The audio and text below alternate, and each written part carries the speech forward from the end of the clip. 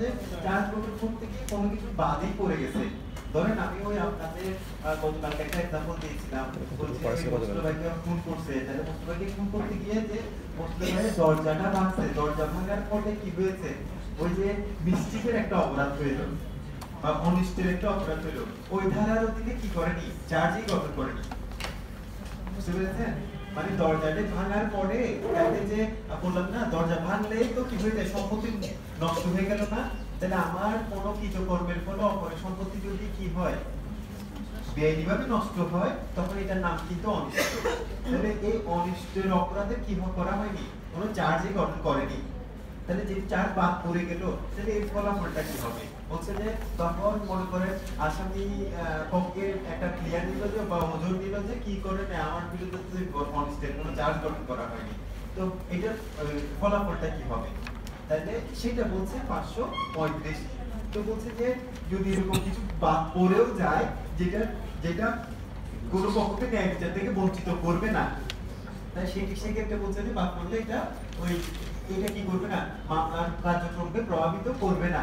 আর যদি বাদ পড়ার ফলে কি হয়, কোনো পক্ষ ন্যায় বিচার থেকে বঞ্চিত হয়, সেক্ষেত্রে সেটা কি করবে, ওই প্রভাবিত করবে। এটাই হচ্ছে কথা। আচ্ছা, তাহলে আমরা এখান থেকে যাই, কালকে মনে হয় আমরা 236 পর্যন্ত করেছিলাম। 36 এ বলছিলাম যে আমি চার্জ গঠন করতে গেলাম, চার্জ গঠন করতে গিয়ে বললাম যে আমি একটু কি সন্দিহান, যে কি বিষয় সন্দিহান, মানে আমি যে অপরাধে চার্জ গঠন করছি, তাহলে সেটা চূড়ান্ত সাক্ষ্য প্রমাণ নিলে কোন অপরাধটা প্রমাণিত হবে আমি বুঝতে পারছি না, মানে আমি একটু সন্দিহান। তো তখন হচ্ছে যে কি করব, সেটা বলে দিয়েছে কে, আমাদের 236। তখন বলছে যে আমি বিকল্প চার্জ গঠন করতে পারবো। বুঝতে পেরেছেন? তাহলে এটা আমরা পড়ে ফেলেছি। এখন যাচ্ছি আমরা 237 এ।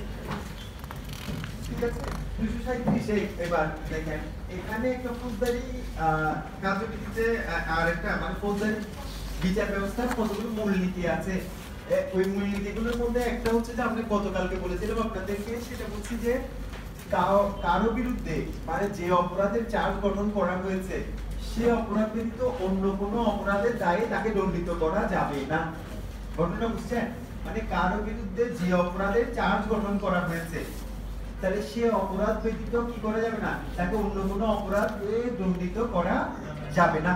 মানে চার্জ গঠন না করে তাহলে আমাকে কোনো একটা অপরাধে তাহলে দণ্ডিত করতে পারবে না, প্রমাণিত হয়েছে। বুঝতে পারছেন? তাহলে এখন হচ্ছে যে আমি ওই যে মুস্তফায়ের বাসায় গেলাম, ওই যে মুস্তফাকে হত্যা করলো না একজন, তাহলে সে পরবর্তী দেখা গেল যে মুস্তফায়ের মোবাইল এগুলো নিয়ে গেছে, তাহলে এই বিষয়ে কোনো চার্জ ফ্রেম করা হয়নি। বুঝতে পারছেন? তাহলে চার্জ ফ্রেম না করে তাকে শুধু একটা দণ্ডাদেশ একটা দিয়ে দিল। ওই যে ওই মুস্তফা থেকে মোবাইল একটা নিচে সাক্ষ্য প্রমাণ দুইজন সাক্ষী বললো যে ওইটার উপর ভিত্তি করে তাকে কি করলো, ওই মোবাইল যেটা নিচে এটা চুরির অপরাধেও কি করা হলো, তাকে দণ্ডিত করলো। ওই দণ্ডাদেশটা কি হয়ে যাবে, অবৈধ হবে। বুঝতে পারছেন কেন? তাহলে আইন বলছে মানে ফৌজদারি, এটা হচ্ছে নীতি, মূলনীতির মধ্যে কোথাও নাই। মানে ফৌজদারি বিচার ব্যবস্থা কতগুলো মূলনীতি আছে না, মানে কতগুলো ফ্রেমওয়ার্ক ফলো করে না, ওই এরকম একটা ফ্রেমওয়ার্ক হচ্ছে যে কি, কারো বিরুদ্ধে তাহলে যে অপরাধে চার্জ গঠন করা হয়েছে কেবল তাকে সেই অপরাধে দণ্ডিত করা যাবে, ভিন্ন কোনো একটা অপরাধে দণ্ডিত করা যাবে না। বুঝতে পেরেছেন? ভিন্ন কোনো একটা অপরাধে দণ্ডিত করা যাবে না। তাহলে এখন হচ্ছে যে আমার বিরুদ্ধে মানে এরকম চুরির অপরাধের অভিযোগ গঠন করা হয়েছে, আমাকে কি করলো আবার ওই যে 420 মানে ওই যে প্রতারণার অপরাধের দায়ে দণ্ডিত করা যাবে না। মানে এই সাক্ষ্য প্রমাণ নিয়ে বলছে যে আমার বিরুদ্ধে প্রতারণার অপরাধ প্রমাণিত হয়েছে, তাহলে ওই প্রতারণার অপরাধের দায়ে আমাকে কি করতে পারবে না, দণ্ডিত করতে পারবে না। বুঝতে পারলাম? তাহলে এইটা হচ্ছে ফৌজদারি বিচার ব্যবস্থা। কিন্তু এর ব্যতিক্রম আছে, ফৌজদারি কার্যবিধিতে এটার দুইটা ব্যতিক্রম আছে। কারোর বিরুদ্ধে যে অপরাধে চার্জ গঠন করা হয়েছে, সেই অপরাধ ব্যতীত কি করতে পারা যাবে, অন্য অপরাধের দায়েও তাকে দণ্ডিত করা যেতে পারে। তাহলে দুইটা ক্ষেত্রে কেবল ফৌজদারি কার্যবিধি, দুইটা ক্ষেত্রে। আবারও বলছি, তাহলে প্রথমটা বলেন তো, তাহলে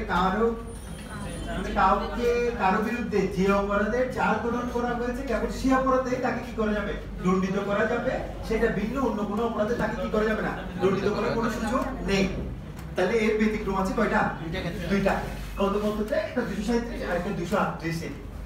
তাইলে এটা দেখেন 200 এই যে 37 বলছে যে ক্ষেত্রে কি করা হয়েছে 236 ধারার অধীনে চার্জ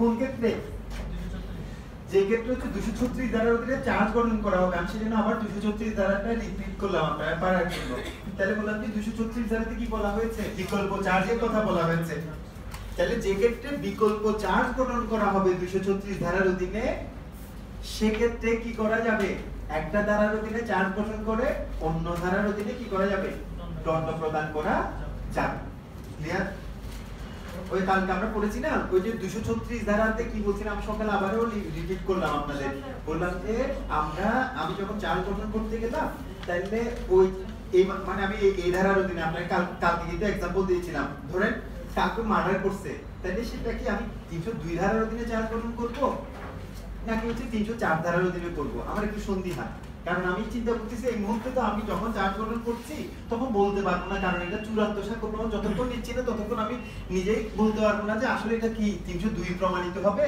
নাকি 304 প্রমাণিত হবে তাহলে আমি সন্দিহান তো এই রূপক্ষেত্রে আমার করণীয় কি আর ওই রূপক্ষেত্রে আমার করণীয় সেটা বলে দিয়েছে আমাকে 236 দ্বারা 236 দ্বারা কি বললো যে তখন আমি বিকল্প চার্জ গঠন করতে পারি তো যে ক্ষেত্রে আমি আবার বলছি এবার আমি বললাম না ওই ফৌজদারি বিচার ব্যবস্থা নীতি হচ্ছে যে কাউকে যে অপরাধে যে ধারার অধীনে মানে মূল কথাই বললে যে ধারার অধীনে চার্জ গঠন করা হয়েছে কেবল সেই ধারার অধীনে তাকে কি করা যাবে দণ্ডিত করা যাবে সেটা কিন্তু অন্য কোনো অপরাধে দণ্ডিত করা যাবে না তাহলে এর ব্যতিক্রম বললাম যে কোথায় আছে 237 এ আছে 237 বলছে যে কোন আমি সেটা ব্যতীত অন্য একটা ধারার অধীনে করতে পারবো তখন যখন আমি 236 ধারার অধীনে ওই তার বিরুদ্ধে চার্জ গঠন করেছি তাহলে 236 ধারার অধীনে কি যখন বিকল্প চার্জ গঠন করব তখন আমরা কি করতে পারবো বলছে একটা ধারার অধীনে চার্জ গঠন করে আরেক ধারার অধীনে দণ্ড প্রদান করতে পারবো ওই যেমন বললাম আপনাদের কি বলেছি যে বললাম যে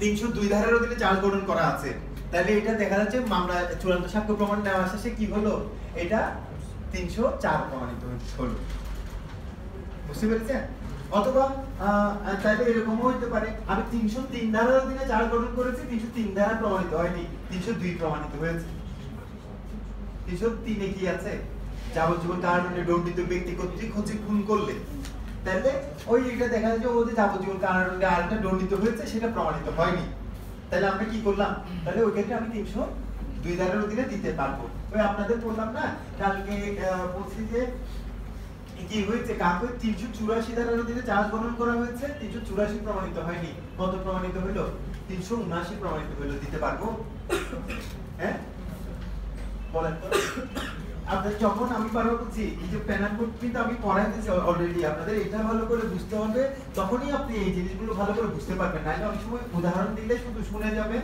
বুঝবেন না আর যদি না বুঝে যা পড়বেন সেগুলো কখনো মনে রাখতে পারবেন না জাস্ট আপনি মুখস্থ করে যাবেন ওই যে পরীক্ষার হলে গিয়ে হচ্ছে যে ওই আপনাদের যে পড়াইছে যে প্রতিষ্ঠানগুলোতে হতে পড়েছেন সবগুলো 14 গোষ্ঠী উদ্ধার করে দেবেন বলছে এই তাহলে কি করাইছে আমাদের কিছুই আসেনি পরীক্ষায় আর হচ্ছে যে ওইখানে ওরা কিছু জানে নাকি আমাদের কি করাইছে বুঝতে পারছেন ওইটাই করতে থাকবেন কিন্তু আপনার কোনো ইমপ্রুভমেন্ট হবে না বুঝতে পারছেন তো যে আমরা আমাদের ইউনিভার্সিটিতে আমরা তো পড়ছি আমাদের ধরে রাখেন যে হচ্ছে চট্টগ্রাম বিশ্ববিদ্যালয় না এখানে তো অন্তত আমরা বলতে পারি যেটা ডিভিশনের মধ্যে ভালো লয়ের জন্য তো এখানে আমাদের এত কিছু পড়েনি সত্য কথা বুঝতে পারছেন আর কিছু এত কিছু পড়ে না এখানে যেগুলো টিকে যেগুলো যায় সেগুলো সবগুলো নিজের যোগ্যতা বলে যায় যে জায়গাগুলোতে যায় বুঝতে পারছেন আমাদের এত পড়াইছে এরকম না আমাদের গুলো হচ্ছে যে এখানে প্রাইভেট ইউনিভার্সিটির ক্লাস নেই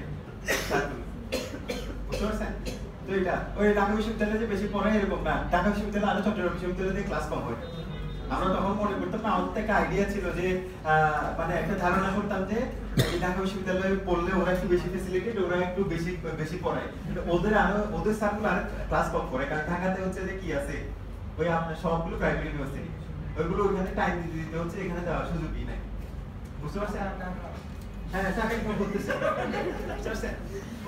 আচ্ছা তাহলে দেখেন আপনাদের তাহলে বুঝাইতে পারলাম তো এই জন্য বলছি যে একটু নিজের ভাষায় কনভার্ট করে বিষয়টা বুঝার চেষ্টা করিয়ে আরেকবার বুঝে গেলে দেখবেন যে এটা আপনার মাথা থেকে আর যাবে না আর যদি না বুঝে মুখস্থ করতে থাকে দেখবেন যে এটা আপনার কিছুক্ষণ পর পরে ছুটে যাচ্ছে যতই ভালো ইয়া করেন না কেন ছুটে যাবে এটা তাহলে মূল কথাটা বুঝতে পারলেন? বললাম যে কি করলাম, যখন 236 ধারার অধীনে চার্জ গঠন করেছি, অর্থাৎ হচ্ছে যখন বিকল্প চার্জ গঠন করেছি, এর ক্ষেত্রে আমরা চাইলে এক ধারার অধীনে চার্জ গঠন করে অন্য ধারার অধীনে দণ্ডিত করতে পারবো। এখন আমি আপনাকে যেটা এখন প্রশ্ন চলে আসলো, ওই যে বললাম যে 384 ধারার অধীনে গঠন করে 379 ধারার অধীনে আমি কাকে দণ্ডিত করতে পারবো কিনা, জিনিসটা বোঝার জন্য কিন্তু এটা তো অনেক সাউন্ড নলেজ থাকতে হবে আপনাকে। সাউন্ড নলেজ কি? আমরা বলছি যে কাউকে ক্ষতির ভয় দেখিয়ে তার নিকট থেকে আমি যদি তার সম্পত্তি নিয়ে নিই, তখন এটার নাম হচ্ছে যে বলপূর্বক গ্রহণ। আবার ক্ষতির ভয়টা যদি আবার 3 রকমের হইতে পারে, তৎক্ষণাৎ মৃত্যু, তৎক্ষণাৎ আঘাত, তৎক্ষণাৎ হচ্ছে অবৈধ আটকের ভয় দেখিয়ে তৎক্ষণাৎ যদি তার সম্পত্তিটা নিয়ে নিই, তখন এটা দস্যুতা হয়ে যাবে। এই 3 ধরনের ভয় ব্যতীত অন্য কোনো ভয় দেখায় যদি আমি তার কাছ থেকে যদি সম্পত্তি নিই, তখন এটা বলপূর্বক গ্রহণ। বুঝতে পারছেন? এই যে স্পেসিফিক। আবার ওই 3 ধরনের ভয় থেকে যখন আমরা 5 জন ছিলাম, নিচ্ছি যখন নেওয়া ব্যক্তিগুলোর 5 জন ছিলাম বা তার অধিক ছিলাম, তখন এটা না লাগে। দেখছেন? মানে যে এই দেখছেন, আমি যখন বুঝে যাই এই 3টা পুরো আপনাদের কিন্তু একটা পুরো ক্লাস করাইছি 2 ঘন্টা। দেখেন এখানে আমি 2 মিনিটে শেষ এটা। ওই অনেক সময় থাকে না, বলে না আপনাদের কতগুলো রাস্তায় বই দেখতেন না আপনারা, ওই যে 7 দিনে টেন্স শিখুন, আর স্যাররা কতগুলো পড়াইছে আমরা বুঝতেছি না, এই যে তখন এটা দেখলে কিন্তু ওই যে তখন মেলাতে পাওয়া যেত, আমরা বইগুলো উল্টাইতাম যে মেলাতে গিয়েছি 7 দিনে কিভাবে করে শিখে দেখি তো। হ্যাঁ, তো এরকম আগে দেখেন আমি 2 মিনিটেই শেষ আমার। কিন্তু হয়তো আপনাদের এখানে বলতেছি যে যারা এগুলো ওই কনসেপ্টে ক্লিয়ার নাই, অনেকজনের মাথার উপর দিয়ে চলে গেছে এটা, 2 মিনিটে গিয়ে কি বুঝতে যাবে, ঠিক না? অনেকজনের মাথার উপর দিয়ে গেছে না, যারা পারেন না বুঝতে। আমি 2 মিনিটে বলেন তো কে কে বলতে পারবেন যে 2 মিনিটে আমি এটা বলে দিতে পারবো, আমি যা বলছি দেখতে পারবেন। দেখছেন? আপনাকে অনেক অসংখ্য ধন্যবাদ। দেখছেন উনি বুঝতে একদম কনসেপ্ট ক্লিয়ার, সেই কারণে বলতে এটা কনফিডেন্স নিয়ে বলতে মানে হাতটা ধরতে পারছে। ঠিক আছে, আর কারো কনফিডেন্স দেখাইতে পারবেন, হয়তো আরো কয়েকজন পারবেন, কিন্তু হচ্ছে যে কনফিডেন্স নিয়ে বলতে পারছেন না। আচ্ছা যাই হোক, আমি যেটা বলছি যে এই একটু গেল, এই যে তখন এই দেখেন এবার কেন বলছি এই কথাটা কেন বুঝতে হবে, তাহলে এইটা বলছি যে বিকল্প চার্জ বিচারককে এইগুলো সম্পর্কে খুব ভালো আইডিয়া রাখতে হবে, কিন্তু যদি উনিও না বুঝে তাহলে তখন উনি দিতে পারবে না। তখন হচ্ছে আমি বলছি যে এই 384-তে বলছে শুধু ক্ষতির ভয়, আর 379-তে কি ওই যে বললাম চুরি বলতে কি বোঝায় অপরের সম্পত্তি, এটা তো কোনো ক্ষতির ভয়টাই থাকবে না, তাহলে অন্যের বিনা অনুমতিতে নিয়ে না। ঠিক আছে, অবৈধভাবে যখন আমি নিয়ে নিই তখন এটার নাম চুরি। তাইলে এখন দেখেন, তাহলে এখানের মধ্যে এটা না শুধু যদি ক্ষতির ভয়টা প্রমাণিত না হয়, আমার আপনার থেকে আপনার সম্পত্তি, মনে করেন আপনার মোবাইলটা আমি নিচ্ছি যে এটা সত্য, কিন্তু আপনি বলছেন যে সে আমাদের ভয় দেখাইছে, ভয় দেখায়নি বলছে এমন ভয় দেখাইছে, বলছে যে সে আমাকে মারবে, বলছে হ্যাঁ মারার ভয় দেখায়, অথবা হচ্ছে যে সে আমার সামনে একটা চাকু ধরে তো বলছে যে এই মোবাইল দিয়ে দাও। ঠিক আছে, অথবা সে আমাকে বললো যে যদি আমাকে মোবাইলটা না দিলে তাহলে সে কি করবে, আমাকে এই দিক দিয়ে আর আসতে দিবে না, এরকম ভয় দেখায় হচ্ছে যে অথবা পিটাবে। হ্যাঁ, ওইটা দিয়ে সে আমার থেকে ওই মোবাইলটা নিয়ে নিয়েছে, সেটা সে প্রুফ করতে পারেনি, যে ভয়টার কথা সে বলেছে সেটা প্রুফ করতে পারেনি, কিন্তু পুলিশ তো আমার কাছ থেকে কি করেছে, ওই মোবাইলটা উদ্ধার করেছে।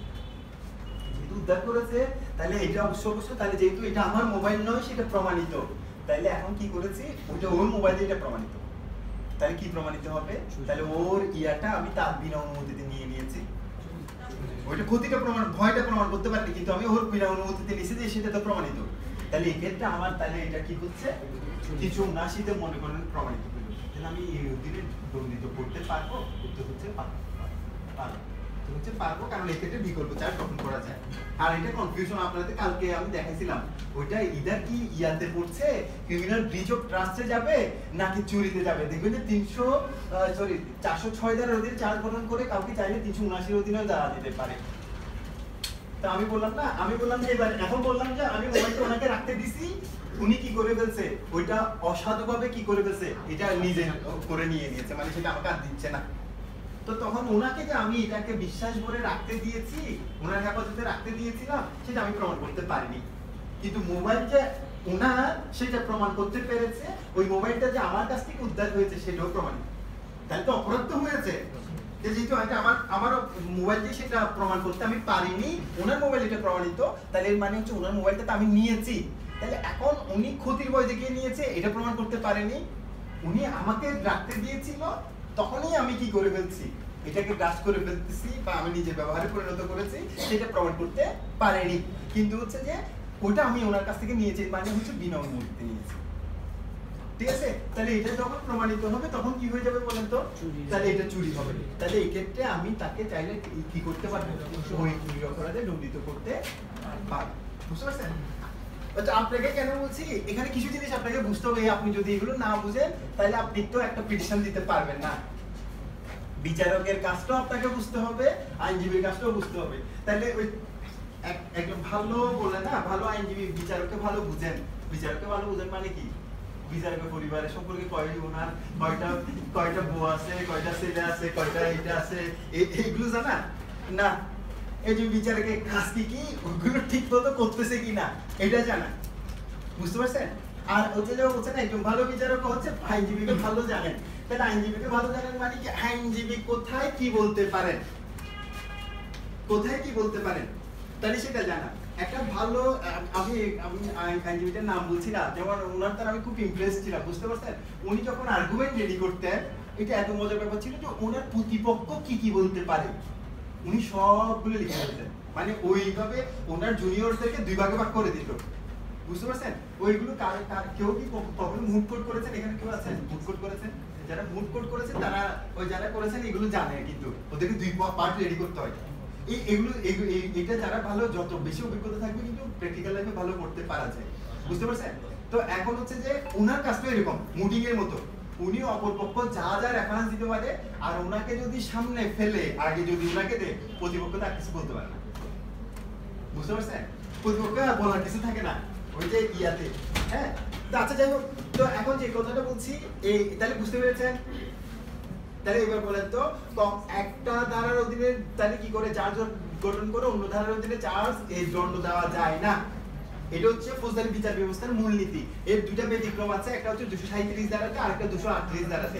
237 ধারাটা কখন বলছি, যে ক্ষেত্রে 236 ধারার অধীনে বিকল্প চার্জ গঠন করা হয়, সেক্ষেত্রে একটা ধারার অধীনে চার্জ গঠন করে আরেকটা ধারার অধীনে দণ্ডিত করা যায়। আর একটা হচ্ছে 238 এর বলছে যে, আচ্ছা এইভাবে বুঝছে, এগুলো বোঝার জন্য এরকম কোনো শব্দ নাই এবং কিছু নাই। বড় অপরাধে চার্জ গঠন করে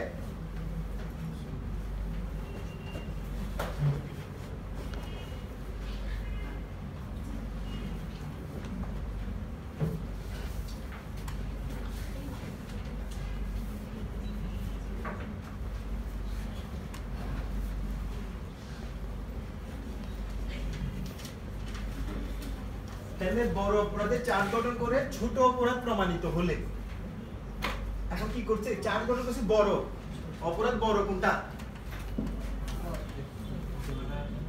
302 বড় নাকি 379 বড়? 302। কেমনে বড়? 379 এর সংখ্যায় বড়, ঠিক না? সবচেয়ে বড় কোনটা? 379। তো আমি এখানে বড় অপরাধ বলতে আপনাদের বোঝানো যে আমরা বড় বললে একটু ভালো, এই যে মাথার মধ্যে আগে ক্যাচ করে কারণ হচ্ছে ওই আপনাদের কিসের জন্য নতুন কিছু শিক্ষাটা হচ্ছে ওই যে আপনাদের অনেক এসএসসির এই প্যাসেজগুলো এখন চেঞ্জ করে ফেলেছে। আগে how to ride A bicycle, ওই রাগিব আর আদিবের একটা মনে একটা ইয়া ছিল, প্যাসেজ ছিল। বুঝতে পারছেন? ঠিক নতুন কিছু শেখা হচ্ছে কিন্তু এটার মতো বাইসাইকেল চালানোর মতোই। মানে আপনাকে কিন্তু একটা ফর্মে মাথার মধ্যে আগে দিয়ে দিতে হবে, তারপর দেখবেন যে আপনি এটা দিয়ে অনেক নতুন কিছু চিন্তা করতে পারবেন। বুঝতে পারছেন? যেমন আমি ওই গতকাল থেকে একটা ওই আর্টিকেল পড়ছিলাম যে সেটা হচ্ছে যে কি আমরা ইনসেস্ট, এটা আমি ওই সিআইডি অফিসে যখন গিয়েছি ওইখানের মধ্যে একটা কেস, মানে ওরা ইয়া করছে যে ওইখান থেকে একটা জিনিস দেখছি। তাহলে আমি এটা নিয়ে আমাদের বাংলাদেশের প্রেক্ষাপটে কি আছে ওইটা দেখতে চাচ্ছিলাম, যে এটা আমার মনের মধ্যে এটা গোলপথ খাচ্ছিল। তো এটা বাংলাদেশের আপনারাও শুনে থাকতে পারেন, এটা হচ্ছে যে গত মানে হয় 22 সালে 2022 সালের এই ঘটনা। একটা এই আপনার মেড সার্ভেন্ট আর কি, বুঝতে পারছেন? তো ওইটাকে কি করছে, মালিকের বিরুদ্ধে অভিযোগ আছে। মেয়েটা আপনার বেশি বয়সও হয়নি, এই যে 17 কিংবা একটু কি 16 কিংবা 17 ছিল। তাহলে ওইটার একটা বাচ্চা হয়ে গেছে এবং বলছে যে ওই গৃহকর্তা যেটা ছিল ওই কি করেছে, ওই বাচ্চাটা তার কারণে হয়েছে। এবং হচ্ছে গৃহকর্তার বিরুদ্ধে হচ্ছে যে ওই মহিলাটার ওই যে গৃহপরিচারিকা যিনি ছিলেন ওর বাবা হচ্ছে যে কি করছে, মামলা ছিল। বুঝতে পারছেন? তো পরবর্তীতে ওই গৃহকর্তাটাও কি করছে, জামিন নিয়ে বের হয়েছে। জামিন নিয়ে বের হওয়ার পরে সে কিন্তু একটা পাল্টা মামলা করছে তাদের ওই মেয়েটার বিরুদ্ধে এবং তার পরিবারের ওই যে ওর বাবাদের বিরুদ্ধে। সেটা কেন সে চ্যালেঞ্জ করলো যে সে এরকম কোনো কাজ করেনি। হ্যাঁ, তো এটা কিন্তু কয়েকবার ইয়া দিল, পুলিশ রিপোর্ট দিল, পুলিশ রিপোর্ট দিয়ে কিন্তু কি করতে পারেনি, কিছু বের করতে পারেনি। হ্যাঁ, তো শেষ পর্যন্ত পিবিআই কে দিল, পিবিআই কিছু করতে পারেনি। আর এটা কাকে দেওয়া হলো, পরবর্তীতে সিআইডি কে দেওয়া হলো। সিআইডি কে দেওয়ার পরে যে তথ্যটা বের হয়ে আসছে, ওই বাচ্চাটা যেটা হয়েছে, মেয়েটাও তো বাচ্চা 18 বছর নিচে না, তাহলে এখন হচ্ছে যে ওই বাচ্চাটার কার কর্তৃক হয়েছে, ওই মেয়েটার বাবা কর্তৃক। বুঝতে পারছেন? ওই যে যেটাকে ইনসেস্ট ক্রাইম বলে, যেটা, বুঝতে পারছেন, ইনসেস্ট। হ্যাঁ, তো এই আর কি মনের মধ্যে যখন আমি বলছি যে নতুন কিছু আপনাকে ঘুরপাক খাবে, তখন এটা এই যে আমার এটা নিয়ে আমার ওই যে প্যানেল প্রভিশন কি বলে, আমাদের ওই যে প্যানেল কোডে ওইটার প্রভিশন কি, যখন এই যে হ্যাঁ এখন ওই যে ধরেন মেয়েটার তো কনসেন্ট আছে, তাহলে মেয়েটার কনসেন্ট ছিল বলে আমার মাথার মধ্যে ঘুরপাক খাচ্ছিল যে তাহলে আচ্ছা আপনি যে এখন ধর্ষণের মামলাটা তার বাবার বিরুদ্ধে দেওয়া যাচ্ছে না, আমি যদি আনলাম এই প্রভিশনে, মানে ধর্ষণের মামলাটা ওই বাবা, তাহলে আমি চিন্তা করলাম যে এত বছর হয়ে গেল মামলাতে দায়ের করা হলো, ওই মেয়েটা তো একবারের জন্য বলেনি সে ওর বাবা করেছে, বা এই মানে ওই গৃহকর্তা কিন্তু তাকে কি করেনি, কোনো দর্শন করেনি, এই বাচ্চাটা ওই গৃহকর্তা কর্তৃক হয়নি। তাহলে বোঝা যাচ্ছে যে ওদের বাবার ওই যে মেয়েটার মধ্যে কি ছিল, অবৈধ সম্পর্ক ছিল। এবং তাহলে এইটা কিসের মধ্যে ফেলবে? এখন এটা আমি আমার মতে বুঝতে পারছেন, এগুলো আপনাকে যখন এই যে আইনের বিষয়গুলো অনেক চিন্তা করতে হবে। আমি তো অ্যাডাল্টারিতেও ফেলতে পারছি না, অ্যাডাল্টারি হতে যদি মেয়েটা বিবাহিত, তখন তার বাবার সাথে কি আছে, তার অবৈধ সম্পর্ক আছে, তখন হচ্ছে যে এটা কি হয়ে যেত আপনার, তখন আমি অ্যাডাল্টারিতে ফেলতে পারতাম। এখানেও যাচ্ছে না, তাহলে আমি কোথায় ফেলবো এটা? এই ক্রাইমটার প্রভিশন কি, লিগ্যাল প্রভিশন কি? বুঝতে পারছেন? কোথাও কিছু নাই, আমাদের প্যানেল কোড কিন্তু একদম নীরব। কিন্তু কিছু কিছু অপরাধ আছে না যে আপনার সামনে চলে আসবে, কিন্তু আপনার করণীয় কিছু নাই। এখন কি করতে হবে? শুধু এটার ব্যাখ্যা কেবল দিতে পারবে কে? কেবল হচ্ছে যে আপনার হচ্ছে হাইকোর্ট, আর মানে আমাদের সুপ্রিম কোর্ট না, কেউ দিতে পারবে না। বুঝতে পারছেন? তো এই আর কি, মানে ওনারা একটা বলে দিতে পারবে এটা এই ক্ষেত্রে এইটা করণীয় করতে পারবেন। মানে ওরা যতক্ষণ না কোনো ডিরেকশন দিচ্ছে না, ততক্ষণ হচ্ছে অধস্তন আদালতের বিচারকের এই বিষয়ে কি নাই, পানিশমেন্ট দেওয়ার কোনো কিছুই নাই। বুঝতে পারছেন? তো ওইটা আমি পড়ছিলাম, এই জন্য এটা নিয়ে চিন্তা করছিলাম যে এটা নিয়ে পড়া এবং এটা নিয়ে একটা আর্টিকেল রেডি করা, মানে নিজের মতো করে যে এটা আমাদের বাংলাদেশের প্রভিশনটা কি, ওইটা বুঝতে পারছেন? তো আমি বলছি যে এখানে মধ্যে সেজন্য আপনাকে পড়তে হবে কি আইনের ভাষাগুলো, আমি বারবার বলছি সিস্টেমটা শিখে যায়, পড়া আপনি নিজে পড়লে পারবেন। পড়া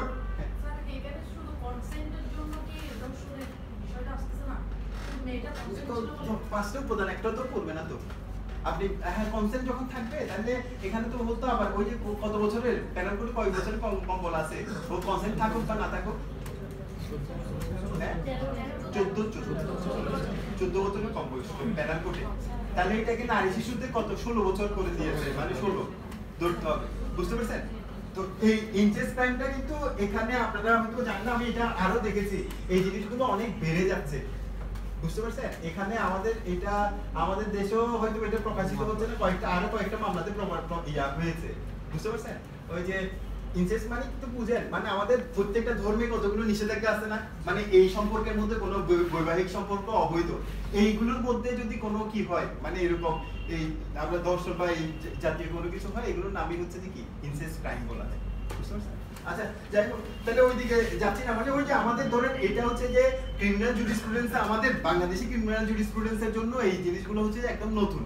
বুঝতে পারছেন? তো এটা নিয়ে ধরেন আমার ওই যে মাথার মধ্যে এই হচ্ছে আসলে এটা করণীয় কি, যে আমি কি করব, এটা আমার করণীয় কি, আমার এই মানে লিগ্যাল সিস্টেম কাউকে রিলিফটা কিভাবে দিবে। বুঝতে পারছেন? ওই যে মানে ওই করছে, তো আমি চিন্তা করছি যে ও প্রতিকারটা কিভাবে পেতে পারে, ওই গৃহকর্তা। ওকে তো অনেকদিন তাহলে জেলে থাকতে হলো না, জেলে থাকতে হলো। সবচেয়ে বড় ব্যাপার তো হচ্ছে যে তার যে সামাজিক একটা মর্যাদা ছিল, তাহলে এখন ওর পরিবার কি মনে করছে দেখেন তো, ওর পরিবার এই যে যে ওর ছেলে মেয়ে যদি থাকে, তাদের ওর বাবা এই যে বসে তোর একটা বই বেড়াইতে হবে না, যে তোর বাবা কেমন, ওই স্কুলে কিন্তু ওর ছেলে মেয়েকে আর যেতে পারছে, বা গেলেও তো মুখটা লুকিয়ে যাইতে হবে না, যে ওর বাবা হচ্ছে এরকম একটা ঘৃণ্য কাজ করেছে, এটার জন্য তারা কি ভালো মতো যেতে পারবে ওই স্কুলে? ও বন্ধু বান্ধবরা পৌঁছে দেবে, এবং তাকে তো বিনা কারণে হচ্ছে জেলও কাটতে হয়েছে, তার প্রতিকারটা কি? মানে এখানে কিন্তু তার প্রতিকারটা কি? তো এখানে হয়তো ওই শুধু সেটা আমি যে দেখতেই শুধু তার মানহানির একটা প্রতিকার আছে, আর কি প্রতিকার এখানে সে পেতে পারে? মিথ্যা মামলায় তাকে করাইছে, ওইটার জন্য একটা প্রতিকার পেতে পারে, আর কি পাবে? হাত কিছু আছে, কিন্তু কোনো প্রতিকার নাই কিন্তু। বুঝতে পারছেন? মানে আমাদের লিগ্যাল প্রভিশনই নাই। আচ্ছা, তো আপনাদের সেজন্য বলছি যে এটা কেন বলছি জানেন, এই এবার তখন চিন্তা, আপনাকে যখন ভালো আইনজীবী হইতে হবে কিন্তু এরকম চিন্তা করতে জানতে হবে। আপনি যদি না করেন শুধু এরকম শব্দের মধ্যে থেকে যান, বইয়ের শব্দের মধ্যে থেকে যান, আপনি কাউকে ভালো প্রতিকার দিতে পারবেন না। একটা ওই যে বলে না, দেখেন না কিছু আইনজীবী আছে ওই বলে না, কেউ যেখানে কথা বলতে পারে না সেখানে আইনজীবী কিছু কয়েক মিনিটের জন্য কথা বলতে হয়। মানে কারো কোনো কিছু একটা বিষয় আছে, এই বিষয়ে যখনই কি কারো কিছু বলার সুযোগই নাই, কিন্তু ওইখানেও আইনজীবীর বলার সুযোগ আছে, মানে আইনজীবী কথা বলবে। বুঝতে পারছেন? এটাই হচ্ছে ভালো আইনজীবীর কথা, মানে ও আইনজীবী কথা বলতেই পারবে, এটাতে এমন হয়েছে, এটাতে এমন হয়েছে। তো আপনাদের বলছি যে ওই বইয়ের ভাষাতেই সবসময় থেকে গেলে আপনি ভালো পারবেন না। তাহলে আমি দেখছেন বড় অপরাধ নামে কোনো একটা, আমি আপনাকে বুঝাচ্ছি বড় অপরাধ নামে কিছু নাই এখানে। তাহলে এখানে বড় বলতে আমরা কি, আপনি অনেকজনও বললে এটা বুঝতেন না, এবার আপনাকে আমি রিপ্লেস করে দিব বুঝার সুবিধার্থে আমি ওইভাবে করছি। ওই সাইকেল চালানোর সময় বলছে না সামনে তাকাই চালাও, তাইলে যখন আমি চালানো শিখে গেছি আমি পিছন দিকে থাকলে চালাতে পারি না, বুঝে গড়ি নাড়াচাড়া করা যাবে না। আপনি যখন সাইকেল চালানো শিখে গেছেন, সাইকেলের উপর নাচলেও সাইকেল পড়ে না, ঠিক না? তো ঠিক এরকম, তাহলে বড় অপরাধে চার্জ গঠন করে তাহলে কি ছোট অপরাধ প্রমাণিত হয়েছে, তাহলে সেক্ষেত্রে হচ্ছে যে ওই ক্ষেত্রে ওই ছোট অপরাধ ধারায় তো আমরা কি করিনি, চার্জ গঠন করি নি, তাহলে ওই ক্ষেত্রে ওই অপরাধের দায়ে দণ্ডিত করা যাবে। এর মানে হচ্ছে যে আমরা এই শব্দটাকে এভাবে বলি, আমরা তো বুঝছি বড় অপরাধ বলতে আপনারা বুঝেন তো শাস্তির পরিমাণ যেটাতে বেশি, আমরা এইটাকে বড় বলছি, আর এইটা থেকে আমি শাস্তির পরিমাণ কম একটা অপরাধ প্রমাণিত হয়েছে। আবার এটা বললো অনেক সময় শাস্তির পরিমাণ থেকে বুঝলে তাহলে মানে একটা হচ্ছে যে গুরুতর অপরাধের, এবার শব্দটাকে রিপ্লেস করছি, অনেকে গুরুতর বলে আমরা কম বুঝতাম, তো যেটা বুঝে আগে মাথার মধ্যে এটা দিব, তারপর হচ্ছে ওই শব্দটাকে রিপ্লেস করে দিব। তাহলে হচ্ছে যে গুরুতর অপরাধে চার্জ গঠন করছি, লঘু অপরাধ প্রমাণিত হয়েছে। আমি বুঝার সুবিধাতে আমি শব্দগুলোকে আমার মস্তিষ্ক সহজে যেটাকে গ্যাস করতে পারে ওই শব্দতে কনভার্ট করলাম, তারপর হচ্ছে যে ওইটা এবার কঠিন কোন শব্দ থাকলে বা আইনের ভাষায় যে শব্দ থাকবে সেটা এক দ্বারা রিপ্লেস করে দিব, দেখবে যে তখন মস্তিষ্ক গ্যাস করে নিতে পারে, তখন মনে থাকে এটা। তাহলে হচ্ছে যে গুরুতর অপরাধে চার্জ গঠন করছি, লঘু অপরাধটা প্রমাণিত হয়েছে, সেক্ষেত্রে ওই লঘু অপরাধের দায়ে দণ্ডিত করা যাবে। তাহলে যেমন আমরা বলি যে 302 ধারার অধীনে চার্জ গঠন করা হয়েছে, তাহলে কি প্রমাণিত হলো, সেটা প্রমাণিত 302 প্রমাণিত হয়নি, 304 এর ক প্রমাণিত হয়েছে। কথা বুঝছেন? 304 এর ক প্রমাণিত হয়েছে, তাহলে সেক্ষেত্রে কি হবে, তাহলে আমি তো 304 এর ক ধারার অধীনে চার্জ গঠনই করে দিই, ওইখানে বিকল্প চার্জও গঠন করে 304 এর ক ধারার অধীনে, তাহলে এটার অধীনে আমি দণ্ডিত করতে পারবো, উত্তর হচ্ছে পারবো। কে বলছে আমাকে? 238। ঘটনাটা বুঝছেন? 302 ধারার অধীনে চার্জ গ্রহণ করেছি, প্রমাণিত হয়েছে 304 এর ক। কেমন? সে বলছে যে অমুককে মার্ডার করছে, এখন এটা মার্ডার প্রমাণিত হয়নি, প্রমাণিত হলো যে তার কোনো অবহেলার জনিত তাহলে কাজের কারণে কি হয়েছে, সে মারা গেছে। মনে করে আমার বাসা আমাদের বাসাতে কি আছে, একটা হচ্ছে কেমিক্যালের হচ্ছে যে টপ আছে, হ্যাঁ, ওইখানের মধ্যে গিয়ে তাহলে দেখা যাচ্ছে যে ওইখান হতে হচ্ছে একটা লাশ উদ্ধার করছে, তখন আমার বিরুদ্ধে মামলা হয়ে গেল কত, যে ওকে খুনের অপরাধের দায়। তাহলে আমি কি করলাম, মনে করেন আমাদের পাশে কাজ করে এরকম সার্ভেন্ট, তাহলে ওইটা ওই কেমিক্যালের ভিতরে পড়ে ঝুলছে গেছে, মারা গেছে। তো পরবর্তীতে ওই বললো যে আমি তাহলে গৃহকর্তা কি করেছি, ওই আমাদের ওই কাজের মহিলাকে আমি ওইখানের মধ্যে ফেলে দিয়েছি। তো এখন আচ্ছা এটা হলো, তাহলে পরবর্তী প্রমাণ করা গেল যে না, আমি তো ধরেন এই যে কি আছি, আমি হচ্ছে একজন কেমিস্ট, তো বিভিন্ন হচ্ছে কেমিক্যাল নিয়ে আমি ইয়া করি, কিন্তু বাসার মধ্যে কোনো একটা অংশে আমি কি করে রেখেছি, কেমিক্যালটা ওই যে কেমিক্যালের একটা টপ হচ্ছে উন্মুক্ত করে রেখেছি, ওই মহিলাটা ওইখানে কাজ করতে গেল বা কোনো কারণে ওইদিকে গেল, সেইটা এটার উপর পড়ে গেল, যে মানে পা পিছলে ওইখানের উপর পড়ে গেল, সে পুরো ঝলসে মারা গেছে। তাহলে যেহেতু এটা এখানের মধ্যে এমন একটা জায়গা, বাসার এমন একটা উন্মুক্ত জায়গা হচ্ছে যে এরকম ধরনের বিষাক্ত কেমিক্যাল আমার রাখা উচিত ছিল না, তাহলে এখানের মধ্যে আমার কি প্রমাণ পেয়েছে, একটু অবহেলা প্রমাণ পেয়েছে। হ্যাঁ, যেহেতু একদম বললাম না একদম বিষাক্ত কেমিক্যাল যেটা, তাহলে এইভাবে করে উন্মুক্ত রাখা যায় না, যতটুকু প্রোটেক্টিভ মেজার দরকার ছিল আমার না হয়নি, সে কারণে তাহলে আমি কি প্রমাণ, তাহলে অবহেলা জনিত তার কারণে হচ্ছে যে কাজের কারণে তার কি হলো, মৃত্যু হলো। তাহলে এটা কত, 304 এর ক ধারার অধীনে অপরাধ, ঠিক আছে? তাহলে এই ধারার অধীনে চার্জ গঠন করা হয়নি, কিন্তু সাক্ষ্য প্রমাণ শেষে কি হয়েছে, এটা প্রমাণিত হয়েছে, তাহলে আমাকে ওইটার অধীনে দায়ী করতে পারবে। অথবা এটাও হইতে পারে সেম, না আপনার হচ্ছে যে কাউকে কি করা হলো, ওই যে মনে করেন আমি বলছি 302 ধারার অধীনে চার্জ গঠন করা হলো, কিন্তু হচ্ছে যে পরবর্তীতে প্রমাণিত হলো 323 সম্ভব। মানে হচ্ছে যে ওকে মার্ডার আমি ধরেন তার বুকের মধ্যে একটা ঘুষি মারছি, ঘুষি মারার পরে হচ্ছে যে সে মারা গেছে। হ্যাঁ, তো এখন শুধু একটাই ঘুষি, তো একটা ঘুষি মারার পরে সে মারা গেছে, তো প্রমাণিত হলো যে এখন এটা প্রমাণিত হলো যে একটা ঘুষি মারলো তাহলে এরপর মারা গেছে। তো পরবর্তী দেখা গেল যে ওই লোকটা এমন কোন একটা রোগে ভুগছে যেটার কারণে হচ্ছে সেটা একটা সামান্য একটা ঘুষি লাগাতে কেউ মারা তো যায় না, সে এটার কারণে কি হয়ে গেল, মারা গেল। ওই সে যে এরকম একটা রোগে ভুগছে সেটার ব্যাপারে আমার কোনো জানাশোনা ছিল না, তার সাথে আমার ঝগড়া লাগছে, আমি ঝগড়া ছিল, আমি তার বুকের মধ্যে একটা ঘুষি মেরে দিলাম, ঠিক আছে, এই ঘুষিটা হালকা লাগাতে সে পড়ে মারা গেছে। তো এখন দেখা যাচ্ছে যেহেতু এখানে আমার কোনো ওই রোগের ব্যাপারে কোনো জ্ঞান ছিল না, নলেজ ছিল না, আমার এই ঘুষি কারণে সে মারা যেতে পারো এরকম কোনো নলেজ ছিল না, এবং আমার কোনো উদ্দেশ্য ছিল না তাকে মারার। ঘুষি মেরে তাহলে মাইরে ফেলার উদ্দেশ্য কেমন কখন প্রমাণিত হবে, তাহলে মারলে তো আমি আর ওকে ঘুষি মারতাম না, ঠিক না? অথবা আমি তাহলে এক্ষেত্রে আমার উদ্দেশ্য প্রমাণিত হয়নি, নলেজ বা জ্ঞানও প্রমাণিত হয়নি, তাহলে সেক্ষেত্রে তো কি হবে না, মার্ডার বা কালকুলেশন মিসে কোনোটাই অপরাধের দায়ে আমাকে দায়ী করা যাবে, কিন্তু আমি যে ঘুষি মারছি সেটা প্রমাণিত, ঠিক আছে? তাহলে ঘুষি মারলে কি হয়, মানে 323, ঠিক আছে, হার্ট হয়েছে, তাহলে এটা প্রমাণিত যেহেতু হয়েছে তাহলে ওই ধারার অধীনে তাহলে কি করা যাবে, দণ্ডিত করা যাবে। মানে আমাকে গুরুতর অপরাধে চার্জ গঠন করা হয়েছিল, কিন্তু ওই গুরুতর অপরাধের এই যে চার্জ গঠন করে সাক্ষ্য প্রমাণ শেষে আমার বিরুদ্ধে কি হয়েছে, একটা লঘু অপরাধ প্রমাণিত হয়েছে, তাহলে ওই ক্ষেত্রে ওই লঘু অপরাধে আমাকে দণ্ডিত করা যাবে, ঠিক আছে? এখানে কি চার্জ পরিবর্তন করতে হবে নাকি আর এটা লাগবে না, বড় অপরাধের আছে তো ওটা তখন ওনাকে ব্যাখ্যা দিতে হবে কেবল, শুধু একটা ব্যাখ্যা, ওই যেহেতু দুয়ে এটা যদিও করা হয় তাহলে ওইটার উপাদান তাহলে একটা হয়নি, তবে এই ধারা এই সাক্ষ্য প্রমাণ হইতে গৃহীত সাক্ষ্য প্রমাণ হইতে এইটার লঘু একটা অপরাধ, এইটা এই ব্যাখ্যাটা এখানে নিয়ে আসতে হবে। এই চার্জের ভিত্তিতে হ্যাঁ হ্যাঁ এই চার্জের ভিত্তিতে ছোট অপরাধে চার্জ গঠন যদি বড় অপরাধ না পারা যাবে না, তখন আর দিতে হবে না, তখন কিন্তু ওনাকে হয়তো এদের নতুন ভাবে চার্জ গঠন করতে হবে, আমরা তো বুঝতে পারছেন, আর নাইলে পারা যাবে না, কোনো সুযোগ নেই। ক্লিয়ার, একটু ক্লিয়ার? আচ্ছা, তাহলে আপনাদের ওই 239টা এখানে প্রিলিতে তেমনটা আসে না, জাস্ট এমনি জেনে রাখিয়েন যে মানে 7 ধরনের ব্যক্তি একত্রে চার্জ গঠন করা যায়, 7 ধরনের ব্যক্তি কি করা যায় একত্রে, 4 মিনিট আপনারা পড়ে নিতে পারেন, তাহলে এগুলো এমনি প্রিলিতে আসে না। 7 ধরনের ব্যক্তির একত্রে চার্জ গঠন করা যায়, 239 ধারাতে বলা আছে 7 ধরনের ব্যক্তি কি করা যায়, একত্রে চার্জ গঠন করা যায়।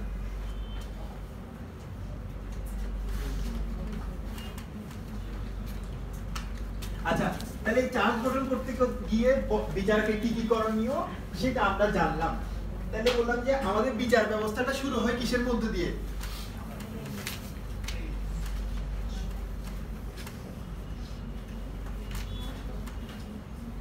আচ্ছা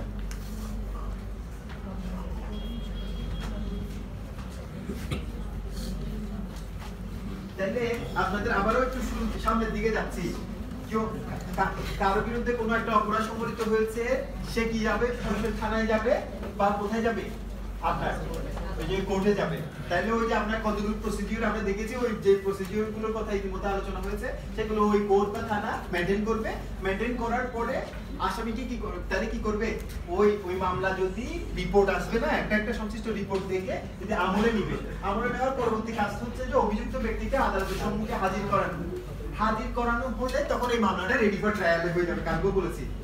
এই রেডি ফর ট্রায়ালে যখন আসবে মানে কি হয় বলেন তো, তখন একটা প্রথম অবস্থায় মানে চার্জটা গঠন করার আগ মুহূর্তে আরেকটা জিনিস হয়, কি হয়, ডিসচার্জ হিয়ারিং। আপনারা হ্যাঁ, তাহলে চার্জটা গঠন করার পূর্বে কি হয়, একটা ডিসচার্জ হিয়ারিং হয়।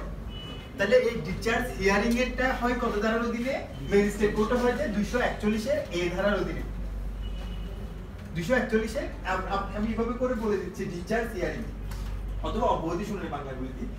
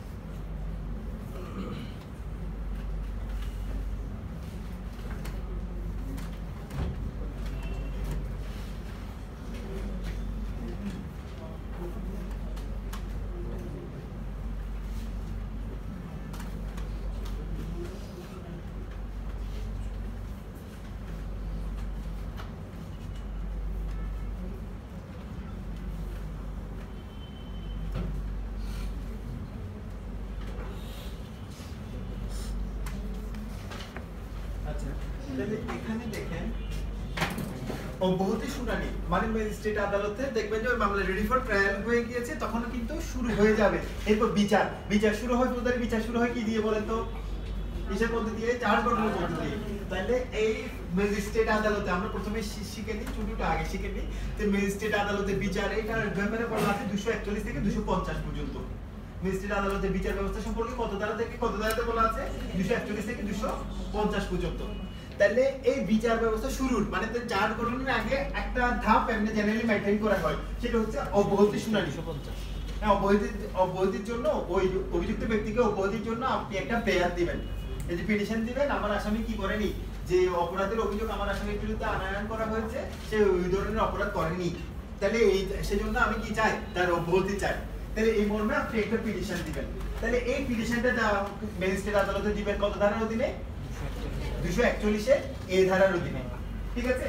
তাহলে এই যে অব্যাহতি শুনানির সময় তাহলে ম্যাজিস্ট্রেট যদি সন্তুষ্ট হয় যে যে অপরাধের অভিযোগ আনয়ন করা হয়েছে তার কোনো ভিত্তি নেই, হ্যাঁ, তাহলে উনি কি করে দিতে পারেন? তাহলে আপনাকে মানে আপনার আসামিকে কি করে দিয়ে দিতে পারেন? উনি চাইলে অব্যাহতি দিয়ে দিতে পারেন। এখন কথা হচ্ছে যে ওই অব্যাহতি দেওয়ার জন্য ম্যাজিস্ট্রেট কোন কোন বিষয়গুলো বিবেচনা করবেন, অথবা কোন কোন বিষয় বিবেচনা করে আপনাকে কিন্তু এমসিকিউ তে প্রশ্ন করবে, যে বলবে যে ম্যাজিস্ট্রেট নিচে কোন কোন বিষয়গুলো বিবেচনা করে একজন তাহলে আসামিকে কি করতে পারেন? অব্যাহতি প্রদান করতে পারেন। তাহলে আপনাকে অপশনে দিয়ে দিন, আজ আগে একটু পড়ে ফেলি তারপর অপশনটা পরে বানাচ্ছি। তাহলে হচ্ছে মামলার নথিপত্র, মামলার যে নথিপত্রগুলো আছে সেগুলো দেখলেন, তারপর নথির সাথে যাবতীয় যা যা কাগজাদি আছে, দলিলপত্রাদি আছে, তাহলে ওইগুলো দেখতে পারবেন। আর যদি পক্ষদ্বয়ের বক্তব্য মানে মামলার পক্ষ উভয় পক্ষের বক্তব্য, এটা কিন্তু বাধ্যতামূলক না, ম্যাজিস্ট্রেটে শোনার দরকার নাই। অবধি শুনানির দিন আপনি হিয়ারিং করতে গেলে আপনাকে বললেন যে আমার শুনতে ইচ্ছা করতেছে না, তো আপনি তাহলে বললেন যে ওনাকে কোর্ট বয়কট করবো, বা উনি আপনি আমার নামে নালিশ দিলেন, কোনো কাজ হবে না। আপনি বুঝতে পারছেন যে আমি শুনিনি, আমি আপনাকে শুনবো না, ভালো লাগতেছে না, হ্যাঁ। তাহলে বলছে কেন? আইন তো বলে দিচ্ছে আমি প্রয়োজন মনে করলে। আচ্ছা, আমি বলছি আমার কোনো প্রয়োজনীয়তা নেই, বুঝতে পারছেন? কোনো প্রয়োজনীয়তা নাই, হ্যাঁ।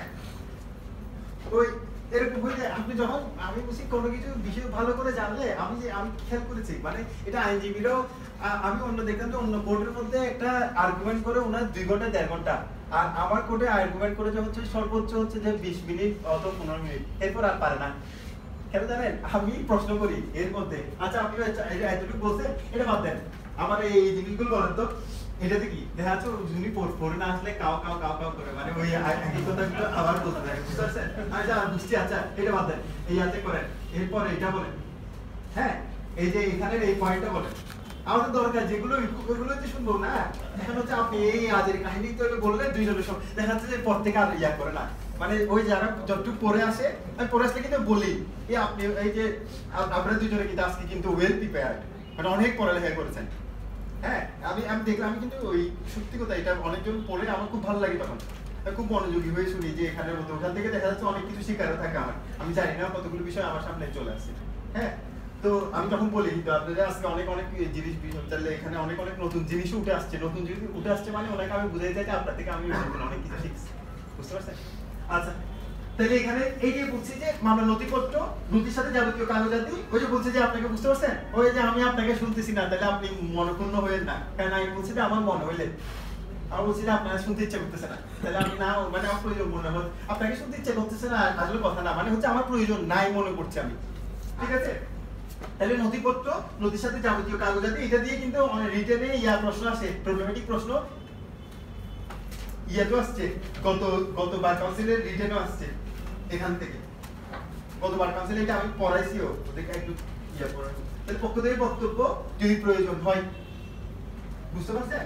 তাহলে এই মানে এখানে যে প্রশ্নটা আসছে সেটা বলে দিচ্ছি রিটেনে, সেটা হচ্ছে যে ওই ক্ষেত্রে ধরেন আসামির দাখিলীয় মানে অবধি শুনানির সময় আসামির দাখিলীয় কোনো কাগজপত্র বিবেচনা করার কোনো সুযোগ নাই, বুঝতে পেরেছেন?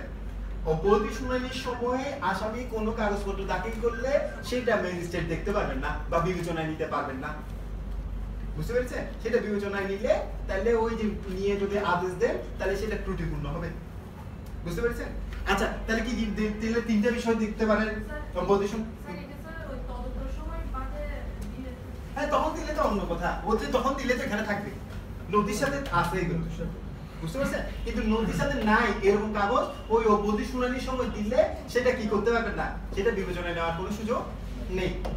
আচ্ছা, তাহলে মামলা নথিপত্র নদীর সাথে দাখিলীয় যাবতীয় কাগজাদি বা দলিলাদি আর হচ্ছে যে পক্ষদ্বয়ের বক্তব্য শুনবে। হ্যাঁ, বললাম ওই যে আসামিকে হাজির করানো হলো, মামলাটা রেডি ফর ট্রায়াল হলো, তখন কিন্তু এই চার্জ গঠনের আগেই কিন্তু এই যে দাবে হচ্ছে যে অবধি শুনানির জন্য রাখি, বুঝতে পারছেন? এই যে যখন এই অবধি শুনানিটা হলো, এটা তো অবধি দেওয়া হয়নি, তাহলে তখন কি করা হবে? চার্জ গঠন করলো মানে হচ্ছে ট্রায়াল শুরু হয়ে গেল, তাহলে তদন্ত পর্যায়ে, মামলা তদন্ত পর্যায়ে শেষ, ট্রায়াল পর্যায়ে শুরু, বুঝতে পারছেন? ওই যে ওই আপনাদের একটা এটা আছে, আপনাদের বলা হয়নি মনে হয়, ওই চার্জ বিষয়টা হচ্ছে যে কিসের, মানে একটা হচ্ছে যে ব্রিজ হিসেবে কাজ করে তদন্ত আর বিচারে, মানে এই চার্জের ব্রিজে উঠে গেছে, তাহলে আপনার কি শেষ? ওই অনেক সময় থাকে না ওই খুদা হাফেজ চন্দনাইশ, খুদা হাফেজ সাতকানিয়া শুরু, বুঝতে আমার এলাকার কথা বলছি আর, বুঝতে পারছেন? চন্দনাইশ খুদা হাফেজ বলতেছে মানে চার্জে উঠে গেছে, কি শুরু হলো? মানে এই তদন্ত বা ইনকোয়ারি কোথা হবে, ঠিক আছে? এবার তো কি শুরু? বিচার, মানে ট্রায়ালের সাথে আপনার দেখা হচ্ছে, বুঝতে পারছেন? ওই ওয়েলকাম করবে, ওয়েলকাম টু সাতকানিয়া, বুঝতে পারছেন? এই যে এখানে ওয়েলকাম টু হচ্ছে যে মানে ওই যে ট্রায়াল, তাহলে এই যে ওয়েলকাম করার আগে আমরা বললাম না, ওইখানে ওই যে চন্দ্রাশি যাওয়ার আগে বলছে যে আপনাকে কি দরকার আছে, মানে এখানে আপনি যাবেন না সাতকানিয়াতে, তার দরকার নাই, তাহলে এটা বুঝাইনোর জন্য বলছে মানে অব্যাহতি দিচ্ছেন আর কি, মানে অব্যাহতি এখান থেকে চেয়ে নিচ্ছেন, মানে আপনার সরকারি বুঝে দেওয়ার দরকার নাই, বলছে এই তদন্ত যতটুকু পর্যন্ত হয়েছে, চন্দনাইশ পর্যন্ত যতটুকু গিয়েছেন, তাহলে এর মধ্যে বলছে যে আপনার কাজ শেষ, বলছে আসামিকে আর নিয়ে যাওয়ার দরকার নাই, কেন? বলছে এর মধ্যে তো ও যে কিছু করেনি সেটা প্রমাণিত, তাহলে কিভাবে বলতে পারেন? আপনি এটা দেখাই দিবেন, ওই যে এই ট্রায়ালের এই যে, তো আপনার যে নথিপত্র আছে ওগুলো সবগুলো বিবেচনা করবেন, আর নদীর সাথে যদি যাবতীয় যা কাগজ আদি দলিল আদি আছে তা বিবেচনা করবেন। আপনাদের ওই যে একটা দেখবেন যে ওই দিন একটা এমনি হিয়ারিং হয়, আপনার কথা শুনে জেনারেলি, আমি বলছি না প্রয়োজন হয়, জেনারেলি করা হয় যে সবাইকে শুনে, বুঝতে পারছেন? আপনাদেরও যে ব্যবসা আছে, বলছেন না আইনজীবী মানে আইনের উপর ভিত্তি করে যে জীবিকা নির্বাহ করে, তাহলে আপনারা না শুনলে তো কি করবে না, টাকা দিবে না, যে আমিও তো জানি না, তো অনেক সময় আমি বলছি যে আমরা তো বুঝতে পারতেছি, সেটা আর বলার দরকার নাই, স্যার ক্লায়েন্ট আছে কিছু, বুঝতে পারছেন? তা আমি তো বুঝছি ক্লায়েন্ট আছে মানে কি, আমি হ্যাঁ, তাহলে আচ্ছা বলেন, ঠিক আছে?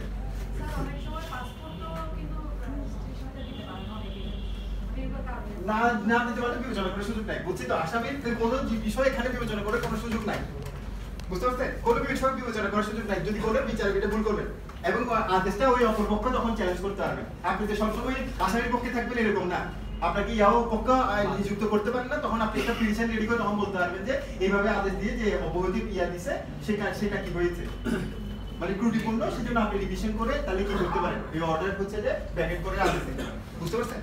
তাহলে আচ্ছা, তাহলে এখন এটা গেল স্যার, একটা প্রশ্ন, হ্যাঁ বল, যে অবহিত শুনানি স্যার এটা কি কোর্টে নির্ধারণ করে দিবে নাকি প্রেয়ার দিয়ে, মানে লয়ারের পক্ষ থেকে? না ওইটা দেখবে ও মামলাটা আপনারা সেজন্য এই যে আগে আমি কিন্তু আপনাদের একদম একটা মামলা ফুলফিল মামলা যেভাবে চলে ওই ধারাতে এইভাবে করে চলে যাচ্ছে, আমি কিন্তু বাই সিরিয়ালে সেকশন বাই সেকশন পড়াচ্ছি না, এগুলো করে কখনো ফুলসারি কার্যবিধি আপনি কখনো শিখতে পারবেন না, তাহলে সেজন্য আমি বলছি যে একটু এই আমার কথাটাও শুনতেন, তো আপনি একদিন পুরো দিন হচ্ছে ম্যাজিস্ট্রেট কোর্টে কাটাই দিয়ে, হ্যাঁ ওই যে সিনিয়রের কাছে যায় গেল, বলছেন যে আজকে আমি কাজ করবো না, আসলে একদিন আপনি গিয়ে পুরোটা দিন দেখিয়ে মানে কোনটার পরে কোনটা ধরে, তারপর হচ্ছে যে ওইখানে এই যে কস্ট লিস্টের কথাগুলো একটু করে দেখবেন, ওই যে কস্ট লিস্ট আছে না ওইটা দিয়ে দেখবেন, এটার পরে এই রেডি ফরটা, তখন নিজে নিজে প্রশ্ন করবেন এটা কেমনে হয়, অথবা আপনাদের অনেক আছে না, আপনার সাথে এখানে পরিচিত অনেকজন আছে না, ওকে কি জিজ্ঞেস করবেন এটা কি হয়, এটা কি হয়, বুঝতে পারছেন? তখন দেখবেন জিনিসগুলো ধরতে পারবেন। এই যে মামলা রেডি ফর ট্রায়াল হয়ে গিয়েছে মানে আসামি ধরা পড়েছে, মানে সে নিজের সাথে হাজির হয়েছে বা পুলিশ ওয়ারেন্ট মারফত বা সমন দিয়েছে, সে চলে এসেছে ইদার, অথবা ওই ওয়ারেন্ট দিয়ে তাকে ধরে নিয়ে আসছে, তাহলে এর পরবর্তীতে একটা ওই যে মামলা ডেট করবে, যে বলছে যে দেখবে যে চার্জ শুনানি মানে চার্জ গঠনের জন্য মামলা মানে রেডি ফর ট্রায়াল না, অনেক আরএফটির জন্য বলা আছে, তাহলে আরএফটির জন্য যেদিন থাকে আসলে এই দিনই কি করেন আপনি বলতে শুনানিতে বা প্রেয়ার দেন, বুঝতে পারছেন? এটা আপনি দিবেন, এটা প্রেয়ারটা যখন দিবেন, অথবা যদি আপনি প্রেয়ারটা নাও দেন এটা চাইলে আদরে নিজেও করতে পারে, সুমোটো করতে পারে, ওই যে অবধি আমি দেখতেছি যে ওইটা এটা প্রমাণিত হয়নি, ঠিক আছে? তো তখন আমি এই তিনটা বিষয় বিবেচনা করতে পারবো, আর বাকি কিছু বিবেচনা করতে পারবো না। তাহলে কোর্টে আমি কাইন্ডলি কি করতে পারবো, অভিযুক্ত ব্যক্তিকে আমি অপরাধের দায় থেকে অব্যাহতি প্রদান করতে পারবো। আচ্ছা, তাহলে এরপর হচ্ছে যে 242 এ যায়, তাহলে হচ্ছে এই চার্জ গঠন। তাহলে আমি কি করলাম, তাহলে এই তিনটা বিষয় বিবেচনা করলাম, ঠিক আছে? এই তিনটা বিষয় বিবেচনা করলাম, বিষয়টা বিবেচনা করার পরে আমার মনে হলো যে কি আছে, তাইলে ওকে অব্যাহতি দেওয়া যাচ্ছে না, মানে এমন না যে তার বিরুদ্ধে কি নাই, আপনার হচ্ছে যে অপরাধের ভিত্তি নেই এরকম প্রমাণিত হয়নি, তাহলে আমি কি করতে পারবো, তাহলে তখন হচ্ছে তার বিরুদ্ধে কি করতে পারবো, চার্জ গঠন করতে পারবো।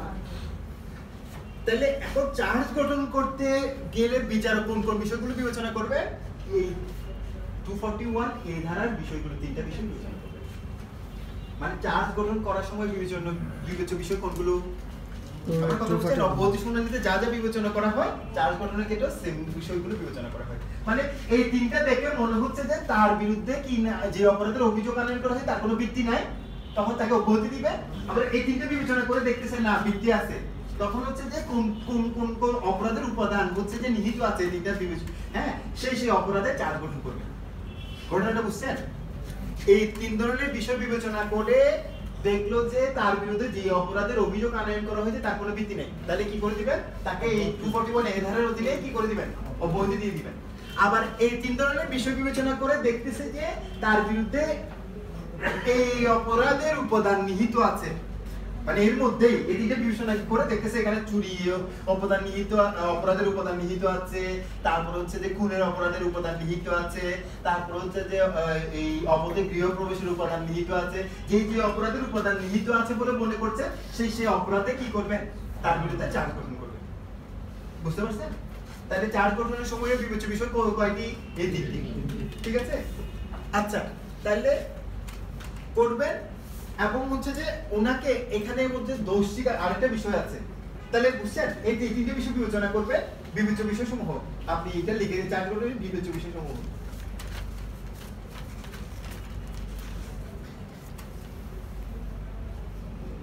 তারপর হচ্ছে যে দোষ স্বীকার করে কিনা জিজ্ঞাসা,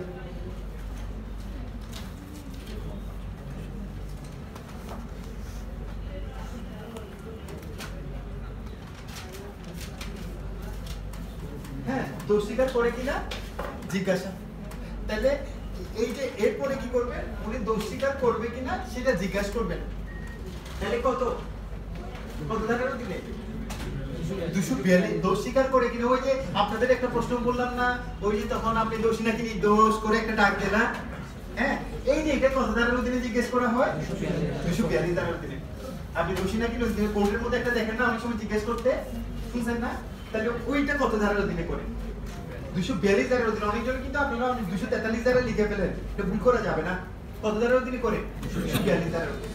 তাহলে দোষ স্বীকার করে কিনা জিজ্ঞাসা করবে, যদি বলে যে হ্যাঁ হ্যাঁ যদি বলে তাহলে তার দোষ স্বীকারোক্তির উপর ভিত্তি করে দণ্ড। আপনার অভিজ্ঞতা কি, হ্যাঁ কোনটা পাইছেন? আমি এসসিসি এখনো করিনি, আমি গেজেটেড ম্যাজিস্ট্রেট এখনো একদিনের জন্য করিনি, বুঝতে পারছেন? আমার ট্রেনিং শেষ করে আমি হয়তো জুনের হচ্ছে সেকেন্ড উইক থেকে হচ্ছে যে এসসিসি করবো আর কি, বুঝতে পারছেন? আমি এখন সিভিল করছি। দোষ স্বীকার করে না, জেনারেলি করে না, কিন্তু এটা আমাদের দেশে আর হচ্ছে যে বাইরের দেশে আমেরিকা এগুলোতে হচ্ছে যে 95% মামলাতে হচ্ছে দোষ স্বীকার করে, আর বাকি 5% মামলা ওই যে ওনাদের আমেরিকার আমাদের একটা লন্ডনের একটা জাহাজও আসছিল, হ্যাঁ, লন্ডনের একটা জাহাজ আসছিল, ওদের সাথে আমাদের একটা সেশন ছিল। তো ওনার লাইফে 2 বছরে উনি কেবল 2টা জাজমেন্ট লিখছে, 2 বছরে কেবল 2টা জাজমেন্ট লিখছে, বুঝতে পারছেন? আর আমাদের তো জানেনই অনেক সময় একদিনও 3-4টা জাজমেন্টও লিখছে, ঠিক না? একতরফা জাজমেন্ট গুলো লিখতে হয়, অনেক সময় দেখা যাচ্ছে একদিনে হচ্ছে 5-10টা লিখছে।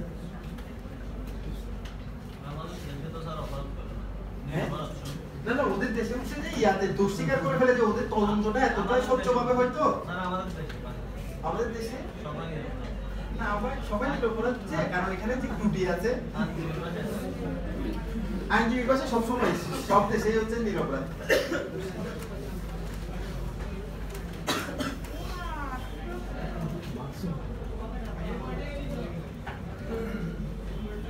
আচ্ছা, তাহলে ওই যে বললাম 242 ধারার অধীনে তাকে জিজ্ঞেস করলাম যে আপনি দোষী নাকি নির্দোষ, মানে দোষ স্বীকার করেন কিনা। হ্যাঁ, তখন হচ্ছে যে ও বললো যে হ্যাঁ স্বীকার করি। তাহলে যদি করে তাকে কত ধারার অধীনে দণ্ড দিয়ে দেওয়া যাবে? হ্যাঁ 243 ধারার অধীনে। বুঝা গেল? মানে তাহলে যদি বলে যে হ্যাঁ করি, তাহলে তখন হচ্ছে 243 ধারার অধীনে তাকে কি করা যাবে? দণ্ড প্রদান করে ফেলা হবে। আর হচ্ছে বলছে যে না, ওই আপনি তো জানেন বেশিরভাগ ক্ষেত্রে যে বলে যে না, যদি না বলে তখন কি হবে? এবার 244 এ যাবে। যদি না বলে তখন হচ্ছে 244 এ প্রথমে কি হবে? পিডব্লিউ।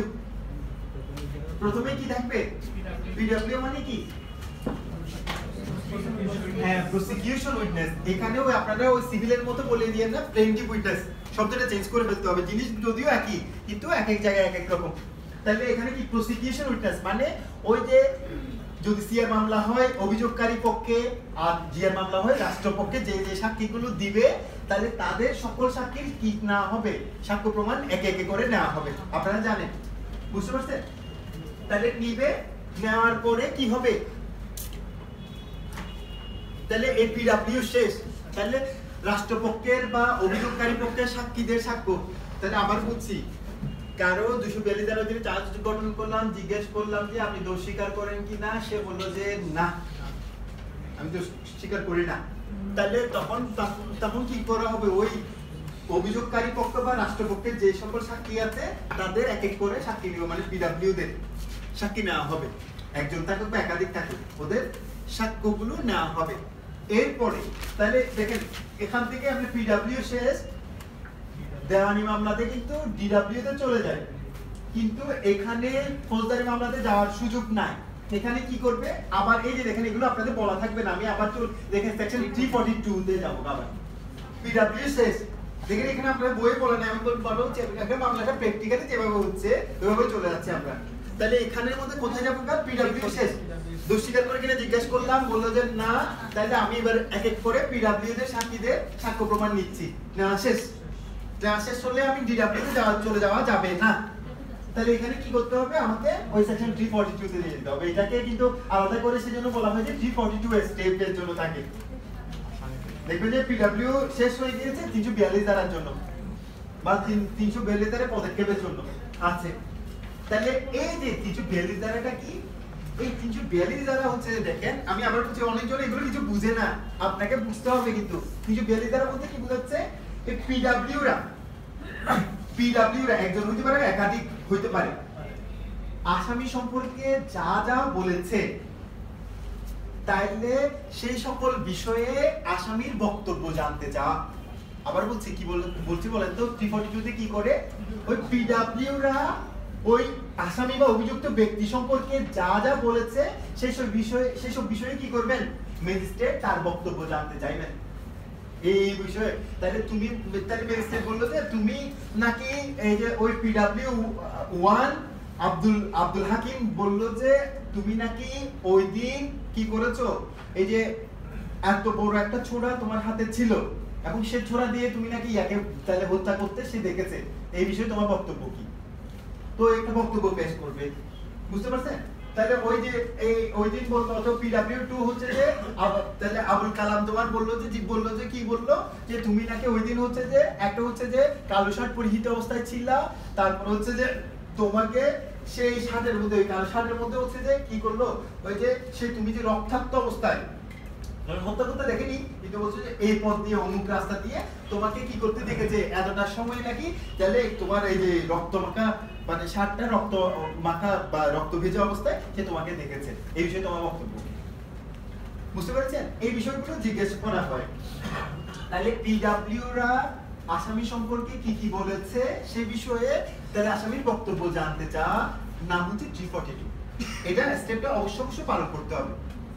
হ্যাঁ, তাহলে আরেকটা জিনিস, তাহলে কি বলেন তো, আপনারা লিখে ফেলিয়েন কিন্তু, মানে ওই পিডব্লিউরা আসামি সম্পর্কে কি যা যা বলেছে সে বিষয়ে আসামির বক্তব্য জানতে চাওয়া হবে এখানে। তারপর 2 হচ্ছে যে সে সাফাই সাক্ষী দিবে কিনা, বা আমরা এটা সাফাই সাক্ষী বলি, বা ওই সেলফ ডিফেন্স নিবে কিনা, মানে ডিফেন্স সাক্ষী ডিডব্লিউ দিবে কিনা, তার পক্ষে সাক্ষী দিবে কিনা সেটা জিজ্ঞাসা করবে। তাহলে 2টা বিষয় আছে 342 তে। পিডব্লিউরা ওই আসামি সম্পর্কে বা অভিযুক্ত ব্যক্তি সম্পর্কে যা যা বলেছে সে বিষয়ে আসামি বক্তব্য জানতে চাওয়া। আরেকটা হচ্ছে যে ওই আসামি বা একাধিক হলে একাধিক আর কি ওরা এই মামলাতে তাদের পক্ষে কোনো সাক্ষী দিবে কিনা, এটা আপনাকে যদিও আসামিরা তো বললেই তো বলবে যে হ্যাঁ বেশিরভাগ হচ্ছে যে কিন্তু এখন ইদানিং বেড়ে যাচ্ছে ডিডব্লিউ পরিমাণ, আগে কিন্তু খুবই কম হইতো, সাক্ষী সাক্ষী দেওয়া হইতো না, সাক্ষী সাক্ষী দিলে কিন্তু আসামির গাড়ি কি করা ওই যে বার্ডেন অফ প্রুফটা চলে আসে অনেকটা অংশে, ঠিক আছে। তো সেজন্য কি করবে ওই যে বলছে ডিডব্লিউ বললো যে আপনার কি হবে, মানে ও বলতে তার পক্ষে মানে সাক্ষী দিবে কিনা তাকে জিজ্ঞাসা করবে। তারপর এখানে আরেকটা বিষয় লিখে রাখেন যে 342 এর সময় আসামিকে কি করানো যাবে না, শপথ পড়ানো যাবে না। 342 এর সময় কি করানো যাবে না, আসামিকে শপথ পড়ানো যাবে না। যেই সময় 342 নিচ্ছে ওই যে বললাম না এই আপনার বক্তব্য বলেন পিডব্লিউ আপনার সম্পর্কে এটা বলেছে, পিডব্লিউ 2 হচ্ছে এটা বলেছে, পিডব্লিউ 3 বলেছে, তারপর হচ্ছে আপনি সবাই এটা সময় তাকে টকে দাঁড় করে জিজ্ঞেস করা হবে না, ওই সময় কিন্তু তাকে শপথ পড়ানো যাবে না, ঠিক আছে। এই আপনারাই দেখান এগুলো হচ্ছে যে আপনার সিনিয়রের সাথে আপনি গেলেন তাহলে আপনি বলছেন টকে দাঁড়ায়, এটা অনেক সময় কি কিন্তু আমাদের তো অনেকগুলো প্র্যাকটিক্যাল লাইফে দেখবেন যে অনেকগুলো হচ্ছে গতানুগতিক ওয়েতে চলে, আমরা আইন মেনটেন করি না, ওই যে এখানে পেশকার দাঁড়ায় বলতে বলে পিয়ন গিয়ে জিজ্ঞেস করে বসে শপথ করেন, বুঝতে পারছেন? এই আপনি বললেন যে না আমার পড়বে না, শপথ পড়বে না, বুঝতে পারছেন কেন শপথ পড়বে না? আমি বলছি আইন শপথ পড়ানো যাবে না বলছে, তা আপনাকে আইনের রেফারেন্স সহ দেখাইতে হবে, বুঝতে পারছেন? শপথ পড়ানো যাবে না, ঠিক আছে, শপথ পড়ানো যাবে না, এই সময় শপথ পড়ানো যায় না, হ্যাঁ আচ্ছা ক্লিয়ার। আচ্ছা এরপর হচ্ছে যে মানে ওখানে উনি ওই 342 বক্তব্য যা বলবে ওই যে পিডব্লিউ ওইগুলো কিন্তু তাহলে সংক্ষেপে কি করবে মেসেজ কিন্তু লিখে দিবেন, হ্যাঁ আচ্ছা তাহলে এবং এখান থেকে যদি কোনো অপরাধ প্রকাশ পায় সেই বিষয়েও কিন্তু কি করা যেতে পারে, মানে উনি প্রসিড হতে পারবেন ওই অপরাধের তথ্য বিষয়। আচ্ছা তাহলে এখন এটা গেল, সে বললো যে হ্যাঁ আমি দিব, সেটা আপনাকে আইনজীবীকে বলে দিতে হবে, আপনাকে এগুলোই হচ্ছে যে আপনার কারিশমা, বুঝতে পারছেন? আপনি পিডব্লিউ দের এবার ওই যে সাক্ষ্য প্রমাণগুলো দেখতেছেন যে এই মামলাটা কি করতে পারেন অভিযোগকারী পক্ষ বা রাষ্ট্রপক্ষ প্রমাণই করতে পারেন, তখন আপনি ওনাকে শিখিয়ে দিবেন যে কি আমি দিব না বলবো, ঠিক আছে। আর হচ্ছে যে দেখতেছেন যে এটা এস্টাবলিশ তখন কিন্তু আপনাকে দিতে হবে, ঠিক আছে। তখন দেখতেছেন যে ওই প্রথমে তো আপনি বলবেন যে আমার ওই যে আপনারা যা বললেন এটা আপনাকে করতেই হবে, তাহলে সেটা হচ্ছে আমার মানে কি ওই যে আমার পক্ষের হচ্ছে সম্পূর্ণ নির্দোষ, হ্যাঁ তাহলে এটা বললে দেখতেছেন যে এটা এস্টাবলিশ হয়ে গেছে, মানে সে কোন করছে যে এটা এস্টাবলিশ এখন পরে গেছে সাক্ষ্য প্রমাণ দ্বারা, তাহলে এখন আপনাকে বলতে হবে যে হ্যাঁ আবার একটু করে আসতেছে সবাই একটা অন্তত এটা নিয়ে আসার চেষ্টা করতে হবে, তাহলে তার শাস্তিটা কমানোর আপনাকে ব্যবস্থা করে দিতে হবে। তো তখন হচ্ছে দেখতেছেন যে এটা এস্টাবলিশ বলছে হ্যাঁ সে আচ্ছা কোন করছে যে কিন্তু কি কোন অবস্থায় করছে, সে খুবই উত্তেজিত হয়ে গেছে, সে আমার মক্কেলকে এমন কথা বলেছে যে সেটার জন্য এমন উত্তেজিত হয়ে গেছে তাহলে আর নিজেকে কন্ট্রোল করতে পারেনি, সে কারণে তাকে কি করছে এই পিস্তল দিয়ে বা হচ্ছে যে ছোড়া দিয়ে এইভাবে আঘাত করছে, তৎপরবর্তী সে মারা গেছে। তাহলে যখন এটা প্রমাণ করতে পারেন তাহলে 302 থেকে তো কোথায় কনভার্ট হয়ে যাবে 304 এ চলে আসবে, বুঝতে পারছেন? আচ্ছা তাহলে এরপরে 342 যাবে যদি জিজ্ঞেস করবে তাহলে 342 এর বিষয় কয়টা, দুইটা, একটা হচ্ছে যে পিডব্লিউরা আসামি সম্পর্কে যা যা বলেছে সেই বিষয়ে আসামির বক্তব্য জানতে চাওয়া, আর হচ্ছে যে সে সাক্ষী দিবে কিনা সেই বিষয়ে জানতে চাওয়া, তাহলে দুইটা বিষয়। তাহলে এরপরে যদি বলে যে হ্যাঁ দিবে তাহলে হচ্ছে ডিডব্লিউ শুরু হবে কিন্তু 244 এর অধীনে, কিন্তু বললাম যে সরাসরি কিন্তু কোথায় যাওয়ার সুযোগ নাই, মানে এখানে গিয়ে এটা হচ্ছে যে এই ডিডব্লিউ, বুঝতে পারছেন? কিন্তু 342 এর উপর ভর করে ডিডব্লিউ তে যেতে হবে, সরাসরি যাওয়ার দরকার নেই। তাহলে ম্যাজিস্ট্রেট কোর্টে যে এই যে সাক্ষী নেওয়া হয় বা ডিডব্লিউ নেওয়া হয় কত ধারার অধীনে নেওয়া হয় 244, ঠিক আছে? তাহলে ক্লিয়ার? আচ্ছা এবার তাহলে ডিডব্লিউ শেষ, ওদের ওই যে ডিফেন্ডেন্ট উইটনেস নয়, কিন্তু ডিফেন্ডেন্ট উইটনেস বলবো যে আমরা কোথায় সিভিলে। আচ্ছা এগুলো শেষ, এবার কোথায় চলে যাব? তাইলে এই মামলাটা উভয় পক্ষের সাক্ষ্য প্রমাণ পর্যালোচনা করে দেখা গেল যে মামলাটা হচ্ছে যে সন্দেহাতীতভাবে প্রমাণিত হয়েছে, দুইটা রেজাল্ট হতে পারে না, সন্দেহাতীতভাবে প্রমাণিত হয়েছে কিংবা হয়নি, যদি হয় তাহলে দণ্ডাদেশ, আর যদি না হয় তাহলে হচ্ছে খালাস আদেশ, ঠিক আছে? আমার কথা বুঝতে পেরেছেন? কারণ ফৌজদারি কার্যবিধির অধীনে বা ফৌজদারি বিচার ব্যবস্থা কাউকে দণ্ডিত করতে হলে ওই মামলাটা সন্দেহ হাজিরভাবে প্রমাণিত করতে হবে। যদি একটু কি থাকে, ডাউট থাকে, তাহলে সেটা কিন্তু আসামির ফেভারে যাবে। ঠিক আছে? তাহলে এখানে যদি ও সন্দেহাতীতভাবে প্রমাণিত হয়েছে, এই ক্ষেত্রে হচ্ছে তাকে দণ্ডিত করবে। তাহলে কত ধারার অধীনে করা হয়? 245 ধারার অধীনে। আর যদি বলছে যে সন্দেহাতীতভাবে প্রমাণ করতে সক্ষম হয়নি, তখন হচ্ছে খালাস দিয়ে দিবে। তাই কত খালাস কত ধারার অধীনে দিবে? 245 ধারার অধীনে। আচ্ছা, এটা গেল। আর কতগুলো আলাদা জিনিস আছে, আমরা একটু একটু করে পড়ে নিই। এটা সিআর মামলা। সিআর মামলার ক্ষেত্রে কেবল 247 ধারা প্রযোজ্য। কিসের মামলা? কোন মামলার ক্ষেত্রে? সিআর মামলার ক্ষেত্রে।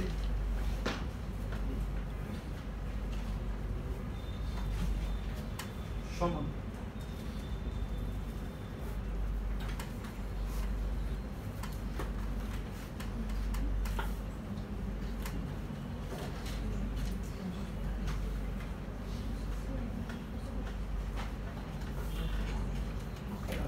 তাহলে দেখেন সিআর মামলার ক্ষেত্রে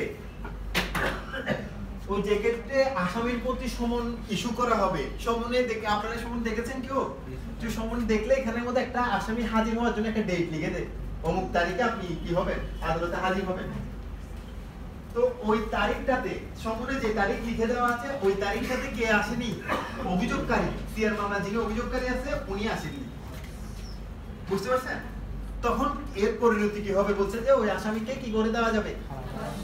খালাস দিয়ে দেওয়া যাবে। আবার বলছি, তাহলে ক্লিয়ার এই জিনিসটা?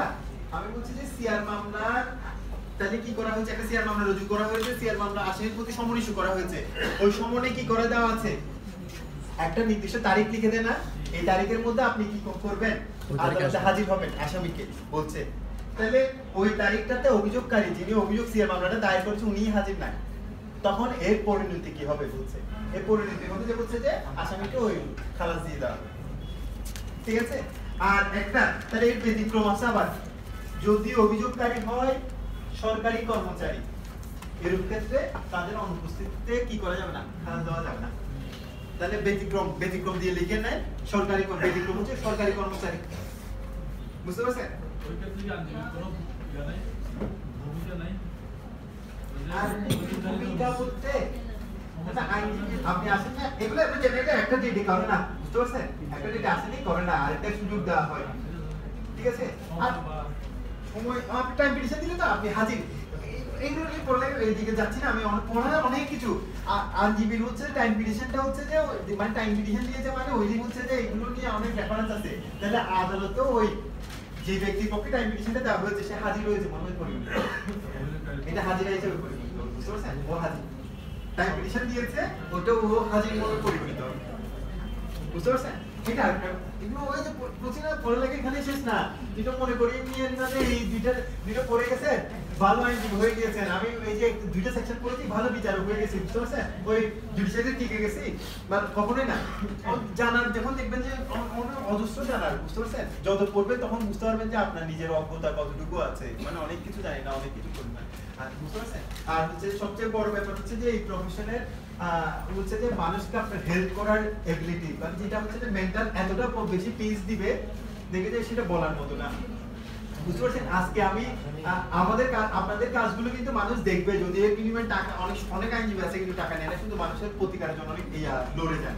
বুঝতে পারছেন? আমি এরকম অনেক আইনজীবীকে দেখি, সবাই কিন্তু একই কাজ করে না।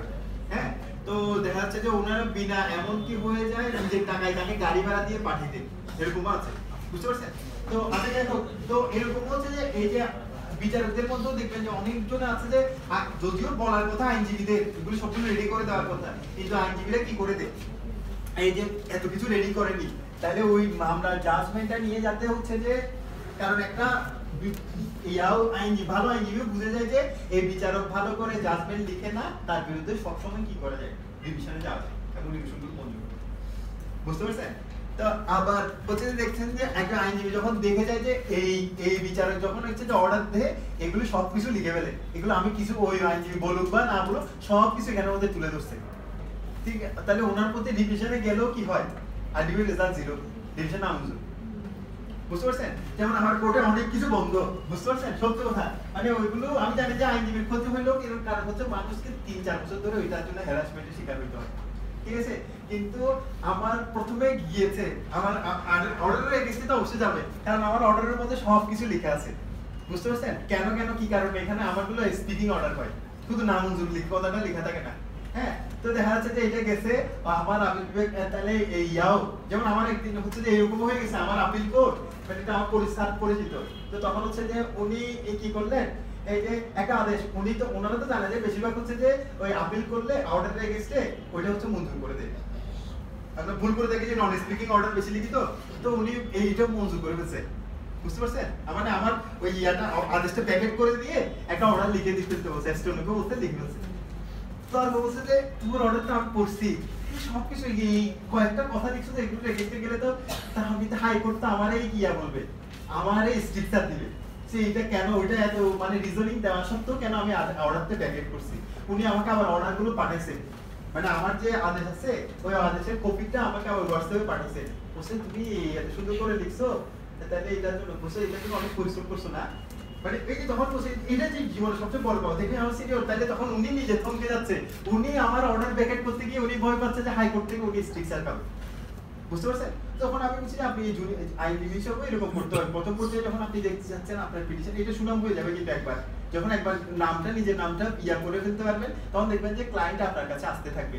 এবং আপনাকে এটাও করতে, অনেকজন আইনজীবী কিন্তু নিজের কোনো মামলা নাই, দেখবেন যে আইনজীবীরাই তাকে নিয়ে যায় কোর্টে। আপনার তো আমার চেয়ে বেশি অভিজ্ঞতা থাকার কথা, অনেক আইনজীবী দেখবেন যে ওর নিজের কোনো নাই, কিন্তু অন্য আইনজীবীরা বলছে অমুক সাহেবকে নিয়ে যেতে হবে এই মামলাতে, ঠিক আছে, অমুককে নিয়ে যেতে হবে, এইটা দেখবেন যে ওরা নিয়ে যায়। হ্যাঁ, আচ্ছা যাই হোক, তুমি এই জন্য বলছি, তাহলে এখন গেল এই, আচ্ছা এটা করলো, তাহলে তাহলে বললাম যে কি করলো, তাহলে ব্যতিক্রম কি সরকারি কর্মচারী, ব্যতিক্রম সরকারি কর্মচারী, তাহলে ওই যে সম্মানে হাজিরা নির্দিষ্ট দিন আছে ওই দিন আসেনি, তাহলে তবু কি করা যাবে না, তার মামলাটা 247 দিনে ওই যে ইয়া করে দেওয়া যাবে না, ওই যে ইয়া করে খালাস দিয়ে দেওয়া যাবে। তারপর হচ্ছে যে আরেকটা আছে 248, এইটাও সিআর মামলা, সিআর মামলার ক্ষেত্রে এটাও 248 সিআর মামলার ক্ষেত্রে প্রযোজ্য। তাহলে এখানে হচ্ছে যে প্রত্যাহার, সিআর মামলাটা প্রত্যাহার করবে, করলে কি দেওয়া হবে, আসামিকে খালাস দেওয়া হবে। তাহলে একটা সিআর মামলা 248 সিআর মামলার ক্ষেত্রে প্রযোজ্য, সিআর মামলা তাহলে কি করা যেতে পারবে, অভিযোগকারী মামলার যে কোনো সময় প্রত্যাহার, তাহলে কখন করতে পারবে, মামলার যে কোনো পর্যায়ে, মামলা যে কোনো পর্যায়ে তাহলে ওই সিআর মামলাটা প্রত্যাহার করে নিতে পারবে, বুঝতে পেরেছেন? সিআর মামলা প্রত্যাহার করে নিতে পারবেন। আচ্ছা বলেন তো দেওয়ানি মামলা প্রত্যাহারের বিষয়টা কোথায় আছে?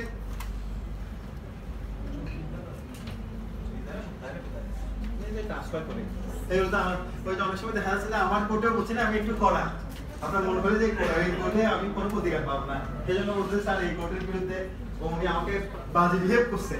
24 আছে, 24 না, অর্ডার আছে, অর্ডারে প্রত্যাহার, অর্ডার 23 তে, অর্ডার 23 এর রুল 1, ঠিক আছে, এগুলো লাগবে, এগুলো প্র্যাকটিক্যালি সব সময় লাগবে। অর্ডার 23 এর রুল 1 রুল 1। আচ্ছা তাহলে এখানে মধ্যে প্রত্যাহার, তাহলে সিআর মামলাও কি করা যেতে পারে, 248 ধারার অধীনে মামলা যে কোনো পর্যায়ে কি করা যাবে, প্রত্যাহার করা যাবে। তাহলে প্রত্যাহার করলে তাহলে এটা তখন আসামি কি পেয়েছে বলে পরিগণিত হবে, খালাস পেয়েছে বলে পরিগণিত হবে। ক্লিয়ার? আচ্ছা জিআর মামলাটা বলছি, জিআর মামলাটা আলাদা করে আছে, আমরা যখন ওই ইয়ারটা বলবো দায়রা আদালতের বিচারটা করবো তখন একটু করে বলবো, একসাথে বলে দিব, কেমন? ওইটার সাথে পিপির কথাটা পড়াই দিব, পরে আমরা একসাথে বলবো। আচ্ছা একটু কি জিআর মামলাটা বুঝে নিলাম, তাহলে জিআর মামলার প্রশ্নটা মাথার মধ্যে সেট আপ করে রাখি, তারপর আমরা উত্তরটা পেয়ে যাব। তাহলে জিআর মামলা, সিআর মামলা প্রত্যাহার করা যায় কি, মামলা যে কোনো পর্যায়ে 248 ধারার অধীনে। তারপর হচ্ছে যে যদি সিআর মামলা প্রত্যাহার করা হয় আসামিকে আদালত কি দিবেন, খালাস দিবেন। আরেকটা হচ্ছে 249, এটাও গুরুত্বপূর্ণ। হ্যাঁ, এইটা হচ্ছে আবার জিআর মামলার ক্ষেত্রে প্রযোজ্য, এই 249 ধারা জিআর মামলার ক্ষেত্রে, সিআর মামলার ক্ষেত্রে না কিন্তু, ঠিক আছে? এটা আপনাদের অনেক কাজে লাগবে। দেখবেন যে কিছু কিছু মামলা থাকে, মামলা দায়ের হয়ে গিয়েছে, মামলা কিছু চলতেছে না, এদিক সেদিক কিছু হচ্ছে না, দেখবে যে কোনো সাক্ষী আসে না, চার্জ গ্রহণ করে পড়ে আছে বছরের, মানে অনেক সময় বছর 6 যাচ্ছে, বছর যাচ্ছে, মাস যাচ্ছে, কিন্তু কোনো অগ্রগতি নাই, কোনো কিছু হচ্ছে না।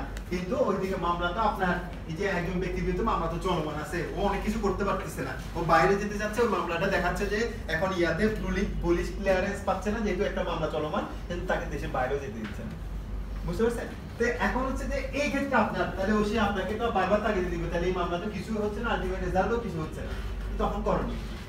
তো দেখা যাচ্ছে জিয়ার মামলার ক্ষেত্রে এটা আপনারা লিখবেন যে ওইভাবে করে বইয়ের পাশে লিখবেন না, ওই যে মামলার সাক্ষী মানে সংবাদদাতা বা সাক্ষীদেরকে হাজির করানো যাচ্ছে না। আমরা বলছিলাম না একটা প্রশ্ন আমরা করেছি না, তাইলে ওই সাক্ষীদেরকে হাজির করানোর দায়িত্ব কার? পুলিশের। কোথায় বলা আছে? 171 এর সাবসেকশন 2 এ বলা আছে। তাহলে পুলিশ কি করতে পারতেছে না? ওই জিয়ার মামলার সংবাদদাতা কিংবা জিয়ার মামলার ওই যে সাক্ষী যারা তাদেরকে যদি কি করানো যাচ্ছে না, ওদেরকে উপস্থিত করাইতে পারছে না। অনেক সময় দেখবেন যে মামলাতে সাক্ষীরা কি আসতেছে না, সম্পাদককে আর আসতেছে না, মামলাটা দায়ের করে ওরা আসতেছে না, তখন ওই ক্ষেত্রে করণীয় কি? সেক্ষেত্রে বুঝছে এখানে শব্দটা ইউজ করতে কি স্টপ।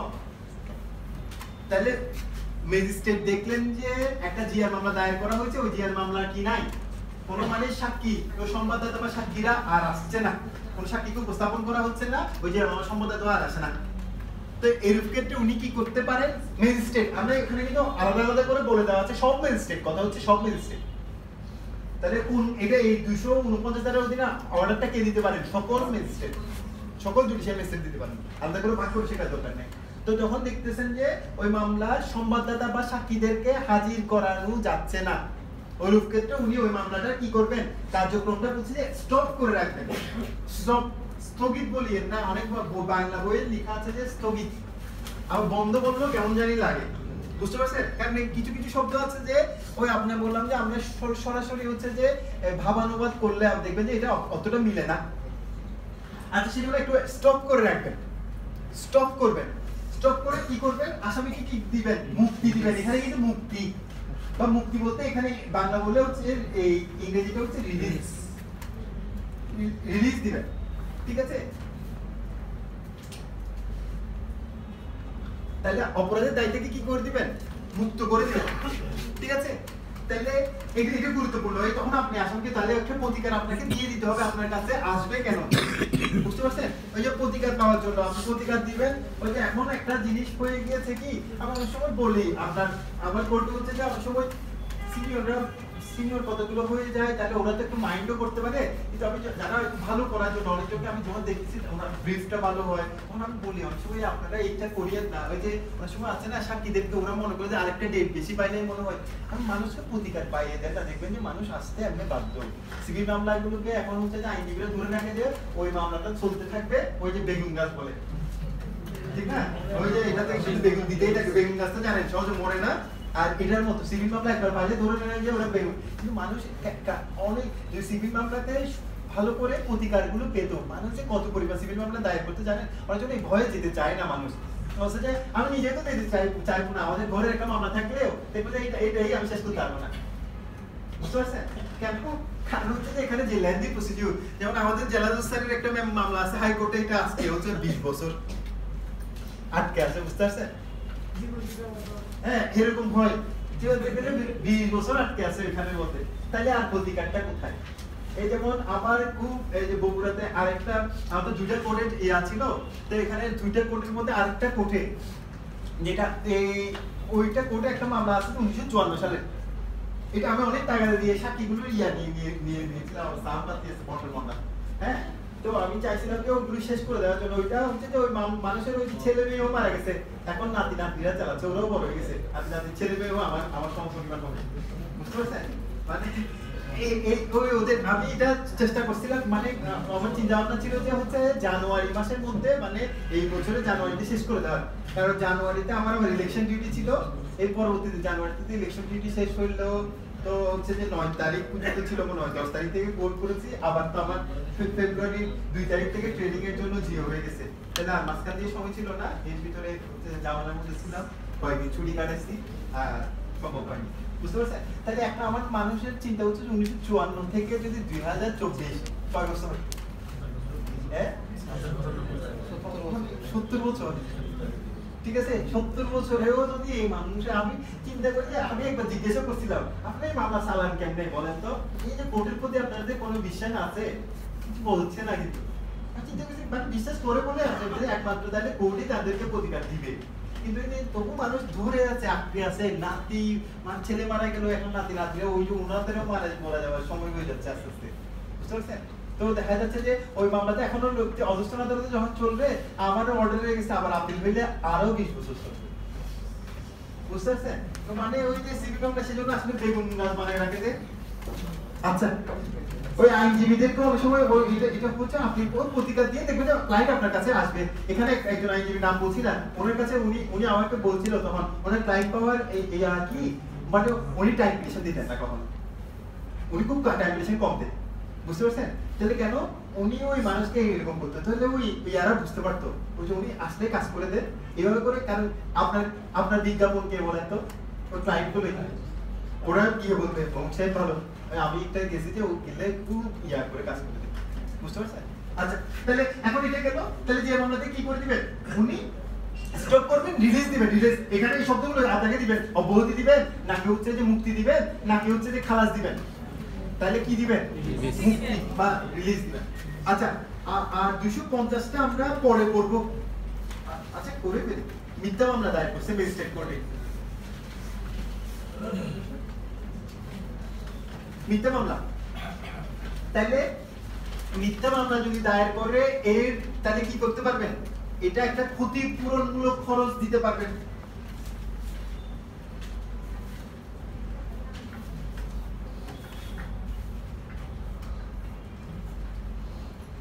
কত টাকা? 1000 টাকা, বুঝতে পারছেন? মিথ্যা মামলা দায়ের করেছে, সেটা প্রমাণিত হয়েছে সে মিথ্যা মামলা দায়ের করেছে, তাহলে তার বিরুদ্ধে কি একটা ক্ষতিপূরণমূলক খরচ দেওয়ার জন্য একটা আদেশ দেওয়া যেতে পারে। কত টাকা? তৃতীয় শ্রেণীর ম্যাজিস্ট্রেট ব্যতীত অন্যান্য ম্যাজিস্ট্রেট 1000 টাকা, আর তৃতীয় শ্রেণীর ম্যাজিস্ট্রেট হলে দিতে হবে 500 টাকা। আবার বলছি আমি সত্যটা, মানে এখানে ক্ষতিপূরণমূলক খরচটা দিতে পার। একজন ব্যক্তি একটা মামলা দায়ের করেছে, মামলাটা মিথ্যা, সেটা প্রমাণিত হয়েছে, তখন তাকে 250 ধারার অধীনে তাহলে কি করা যাবে? দণ্ডিত করা যাবে। তাহলে ওই একটা কি দেওয়া যেতে পারে? তাকে ক্ষতিপূরণমূলক খরচের একটা আদেশ দেওয়া যেতে পারে তার বিরুদ্ধে। তাহলে তৃতীয় শ্রেণীর ম্যাজিস্ট্রেট ব্যতীত অন্যান্য ম্যাজিস্ট্রেট এই আদেশটা কত টাকা পর্যন্ত দিতে পারবে? 1000 টাকা পর্যন্ত। আর হচ্ছে দ্বিতীয় শ্রেণীর ম্যাজিস্ট্রেট হলে 500 টাকা দিতে পারবে। আচ্ছা, এটা গেল। আর যদি এই টাকাটা কেউ না দেয়, আর একটু জোর, তাহলে 30 দিনের বিনাশ্রম কারাদণ্ড, তাহলে কি হবে? কারাদণ্ডের আদেশ দিতে পারে। এই টাকাটা যদি মানে অনাদায় আর কি, তাহলে 30 দিনের বিনাশ্রম কারাদণ্ডের আদেশ দিতে পারবে। তাছাড়াও তাহলে আরেকটা বিষয় আছে এখানে, তাহলে এর অতিরিক্ত এগুলো তো ক্ষতিপূরণমূলক খরচ, তাহলে তার অতিরিক্ত চাইলে কি করতে পারবে? তাহলে 6 মাসের কারাদণ্ড এবং হচ্ছে 3000 টাকা অর্থদণ্ডের আদেশ দিতে পারবে। এটা হচ্ছে ক্ষতিপূরণ, একটা হচ্ছে ক্ষতিপূরণমূলক খরচ, আর একটা হচ্ছে মিথ্যা মামলা দায়ে হচ্ছে তাকে 6 মাসের কারাদণ্ডাদেশ বা হচ্ছে 3000 টাকা পর্যন্ত অর্থদণ্ডাদেশ প্রদান করা যেতে পারে। তাহলে আবারও বলছি, কোন ব্যক্তি ফৌজদারি ওই যে ম্যাজিস্ট্রেট কোর্টে হচ্ছে ধরেন কারো বিরুদ্ধে কি করেছে, ধরেন একটা মিথ্যা মামলা দায়ের করেছে, তাহলে ওই যার বিরুদ্ধে মিথ্যা মামলা দায়ের করেছে তাহলে সে একটা মামলা রুজু করলো যে আমার বিরুদ্ধে মিথ্যা মামলা দেয়, তাহলে ওই ক্ষেত্রে এটা যদি প্রমাণিত হয় তাকে অত বিচারক দেখতেছেন, আমি রায় দেওয়ার সময় মামলা দায়ের করতে হবে না, অনেক সময় এই আদা আছে না, আমি দেখতেছি পুরো বেগ মামলা দায়ের করেছে, মানে এখানে কোনো এই মামলা ছিল না, তার বিরুদ্ধে এই মামলাটা এমনি ইচ্ছা করে তাকে কি করার জন্য হয়রানি করার জন্য উদ্দেশ্যে দিয়েছে। তো তখন আমি অর্ডার শিটে লিখে দিলাম এটা হয়রানিমূলক তাহলে করার উদ্দেশ্যে, এবং সেই মোতাবেক আমি কি করে দিলাম, মামলাটা রুজু করার দরকার নেই, আমি অর্ডারই লিখে দিব ওইখানের মধ্যে। তাকে কি করা হলো, এটা মিথ্যা হয়রানিমূলক মামলা হিসেবে পরিগণিত হলো। এই মত অবস্থায় হচ্ছে যে এই আসামির বিরুদ্ধে কি করা হলো, আপনার 1000 টাকা পর্যন্ত হচ্ছে ক্ষতিপূরণমূলক আদেশের তাহলে দেওয়ার জন্য তাহলে কি করা হলো, মানে ক্ষতিপূরণমূলক খরচ প্রদান করা হইলো। তাহলে তাকে এতদিনের মধ্যে পরিশোধ করার জন্য ক্ষতিপূরণমূলক খরচটা এতদিনের মধ্যে ওই আদালতে, সংশ্লিষ্ট আদালতে প্রদান করার হচ্ছে নির্দেশ দেওয়া হইলো, ঠিক আছে। আর যদি এতদিনের মধ্যে সে পরিশোধ করতে ব্যর্থ হয় সেক্ষেত্রে হচ্ছে তাকে এই 30 দিনের বিনাশ্রমে কারাদণ্ডাদেশ প্রদান করা হইলো, ঠিক আছে। এবং তৎসহ তাহলে এরপরে লিখে দিলাম তৎসহ তাকে কি করা হইলো, তাহলে ওই যেহেতু মিথ্যা মামলা প্রমাণিত হয়েছে, আমি 6 মাসের মধ্যে 6 মাসও দিতে পারি, তাহলে 2 মাসও দিতে পারি, 1 মাসও দিতে পারি, তাহলে এই 6 মাস কারাদণ্ডাদেশ। এবং ওই এখানে বাদ দিয়ে দেওয়া আছে না, বাদ দিলে তো আমি চাইলে বৈদণ্ডের কথাটাও থাকে না, বা 3000 টাকা পর্যন্ত অর্থদণ্ডের কথা আছে, ওইখান থেকে যত পরিমাণ ইচ্ছা আমার তত টাকা অর্থদণ্ড আমি প্রদান করি। ঠিক আছে? এটা কোন আদালত দিবে স্যার? হ্যাঁ, কোন আদালত দিবে এটা? এটা হচ্ছে বুঝছেন ম্যাজিস্ট্রেট আদালত প্রথমে ওইটা যে কেউ দিতে পারবে, বুঝতে পারছেন? পরেরটা যে কোনো ম্যাজিস্ট্রেট যে কোনো সময় বেশিরভাগ মামলাতে মিথ্যা এখানে বাংলাদেশে হচ্ছে যে কনভিকশন রেট কত মামলা 3% অনলি 3%, মানে 100টা মামলার মধ্যে 97টা মামলা হচ্ছে খালাস, বুঝতে পারছেন? 100টা মামলার মধ্যে 97টা মামলা হচ্ছে রেজাল্ট হচ্ছে খালাস দিয়ে দিতে হয়। এটার কিন্তু দুইটা ব্যর্থতা আছে, একটা হচ্ছে যে আমাদের মূল মামলাটার গলতটা কোথায় বলেন তো? তদন্ত, মানে পুলিশের কাছে যে তদন্ত পর্যায়টা থাকে এখানের মধ্যে সবকিছুই নষ্ট হয়ে যায়, বুঝতে পারছেন? আর মানে আমি মনে করি যে প্রাথমিকভাবে বিচার শুরু হয় ওখানেই, ওইটা যদি স্টেপটা যদি ভালো মতো ফিল আপ করা না হয় তাহলে মামলা কোনো অবস্থাতে প্রুফ করা যাবে না, বুঝতে পারছেন? আপনি তো শুধু দেখেন আপনারা আমার কর্তব্য এটা না, আমি আইনজীবী হিসেবে ভূমিকা পালন করছি, তাহলে তখন হচ্ছে যে আমি যদি দেখলাম যে শুধু টাকার দায়ে আসামিকে অপরাধের দায় থেকে মুক্ত করে দিলাম, ওই অপরাধের সম্মুখীন আপনিও হবেন, সে আরেকটা গ্যাং তৈরি করবে। একটা মানুষ কিন্তু প্রথমবার ভয় পায়, ঠিক না? দ্বিতীয়বার সে কিন্তু আরেকটু কম ভয় পায়, তৃতীয়বার আরেকটু কম ভয় পায়, চতুর্থবার সে একদম ভয় পায় না, এরকম হয়ে যায় মানুষের, মানে এরকম জিনিসটা এরকম। আমরা ওই যে দেখেন না ছোটবেলায় আপা আমার প্রতি একবার যদি কোনো কারণে কথা না শুনে পারছি কম এই প্রতি একটু কম ভয় পায়, আর একটু কম তাহলে শুনে আরেকবার বেরিয়ে গেছে, এই প্রত্যেকে বাবা মাকে কি আরে করে বুঝলেন? এরকম ছেলে মেয়েগুলো কিন্তু এরকম করে পায়। কেউ যদি ইয়া থেকে অপরাধের ক্ষেত্রেও কিন্তু সেম, ওটাই দেখতেছে একবার করে দেখতেছে ওই কি করবে, কিছু করতে পারতেছে না। হ্যাঁ, ওই যেমন আমাদের একটা মানে কলিগের ওইটা বলছে বিএসসিসিতে, হচ্ছে ওনাকে কি বলছে, এই যে ডাকাতি মামলার যে অভিযুক্ত ব্যক্তি আর কি, তো তখন ওনাকে ওই 164 জন্য যখন নিয়ে আসা হলো, তো ম্যাজিস্ট্রেটকে বলে দিচ্ছে, স্যার আমারে পাইলে ফাঁসি দেন, নাইলে হচ্ছে ছাড়ি দেন, বুঝতে পারছেন? ওই বলতেছে 164 দেওয়ার সময় ম্যাজিস্ট্রেটকে বলতেছে কি, স্যার আমাদের ফাঁসি দেন, নাইলে ছাড়ি দেন। এসব বুঝেন না আপনারা, কেউ বুঝেন নাই, বুঝতে পারছেন? বুঝতে পারতেন এদের ফাঁসি দেন নাইলে ছাড়ি দেন, তাহলে ও নিজেই জানে যে ম্যাজিস্ট্রেট তাকে কোনো অবস্থাতে ফাঁসি দিতে পারবে না ওই সময়, ওইগুলো করতে করতে অভ্যস্ত হয়ে গেছে, মানে ও কি করতে ম্যাজিস্ট্রেটকে পাগল করে ফেলতেছে, নাইলে ছাড়ি দেন মানে কি এত কিছু করার আমার, আপনারা কি করবেন আমার বিরুদ্ধে, বুঝতে পারছেন? আপনি আমার বিরুদ্ধে কিছুই করতে পারবেন না, বুঝতে পারছেন? এই মানে ও বলতে হচ্ছে যে প্রমাণ কিছুই করতে পারবেন না, মানে এই জন্য বলতেছে নাইলে আপনি ফাঁসি দিতে পারেন, আমাকে এর মধ্যে ফাঁসি দিতে পারেন, তাহলে ও জানে যে ওই ম্যাজিস্ট্রেট ওই যেটা বলতেছে এটাও করতে পারবে না, ফাঁসি দিতে পারবে ম্যাজিস্ট্রেট, সবগুলো জানে, বুঝতে পারছেন? মানে সেই কথাটা আপনারাই বুঝেন না, এখনো অনেকজন আছে যে এই কথা কিছুই বুঝে নাই, বুঝতে পারছেন?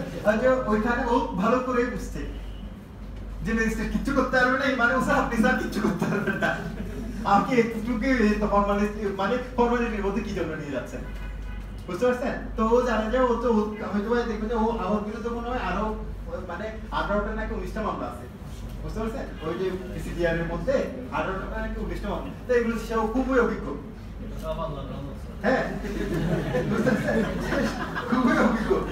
আচ্ছা, রাজনৈতিক মামলাগুলো 100-200 থাকে, না ওই রাজনীতি এটা ব্যতিক্রম, এটা প্রত্যেকটা দেশে আছে, এগুলোতে আমরা যাচ্ছি না, কারণ হচ্ছে রাজনৈতিক মামলার ক্ষেত্রে এটা নিয়েও কখনো আপনাদের কাছেও একান্ত অনুরোধ হচ্ছে, এটা নিয়ে বিচারক ক্রিয়া করতে যায় না, কিছু ক্ষেত্রে হচ্ছে যে রাষ্ট্রীয় ক্রাইম থাকে, এটা হচ্ছে যে রাষ্ট্রের যে সরকার, আপনি হচ্ছে যে এখন এই সরকার আছে, এটা কতগুলো রাষ্ট্র যখন ক্রাইম করে আমার কিছু করার থাকে না, বুঝলেন নাই?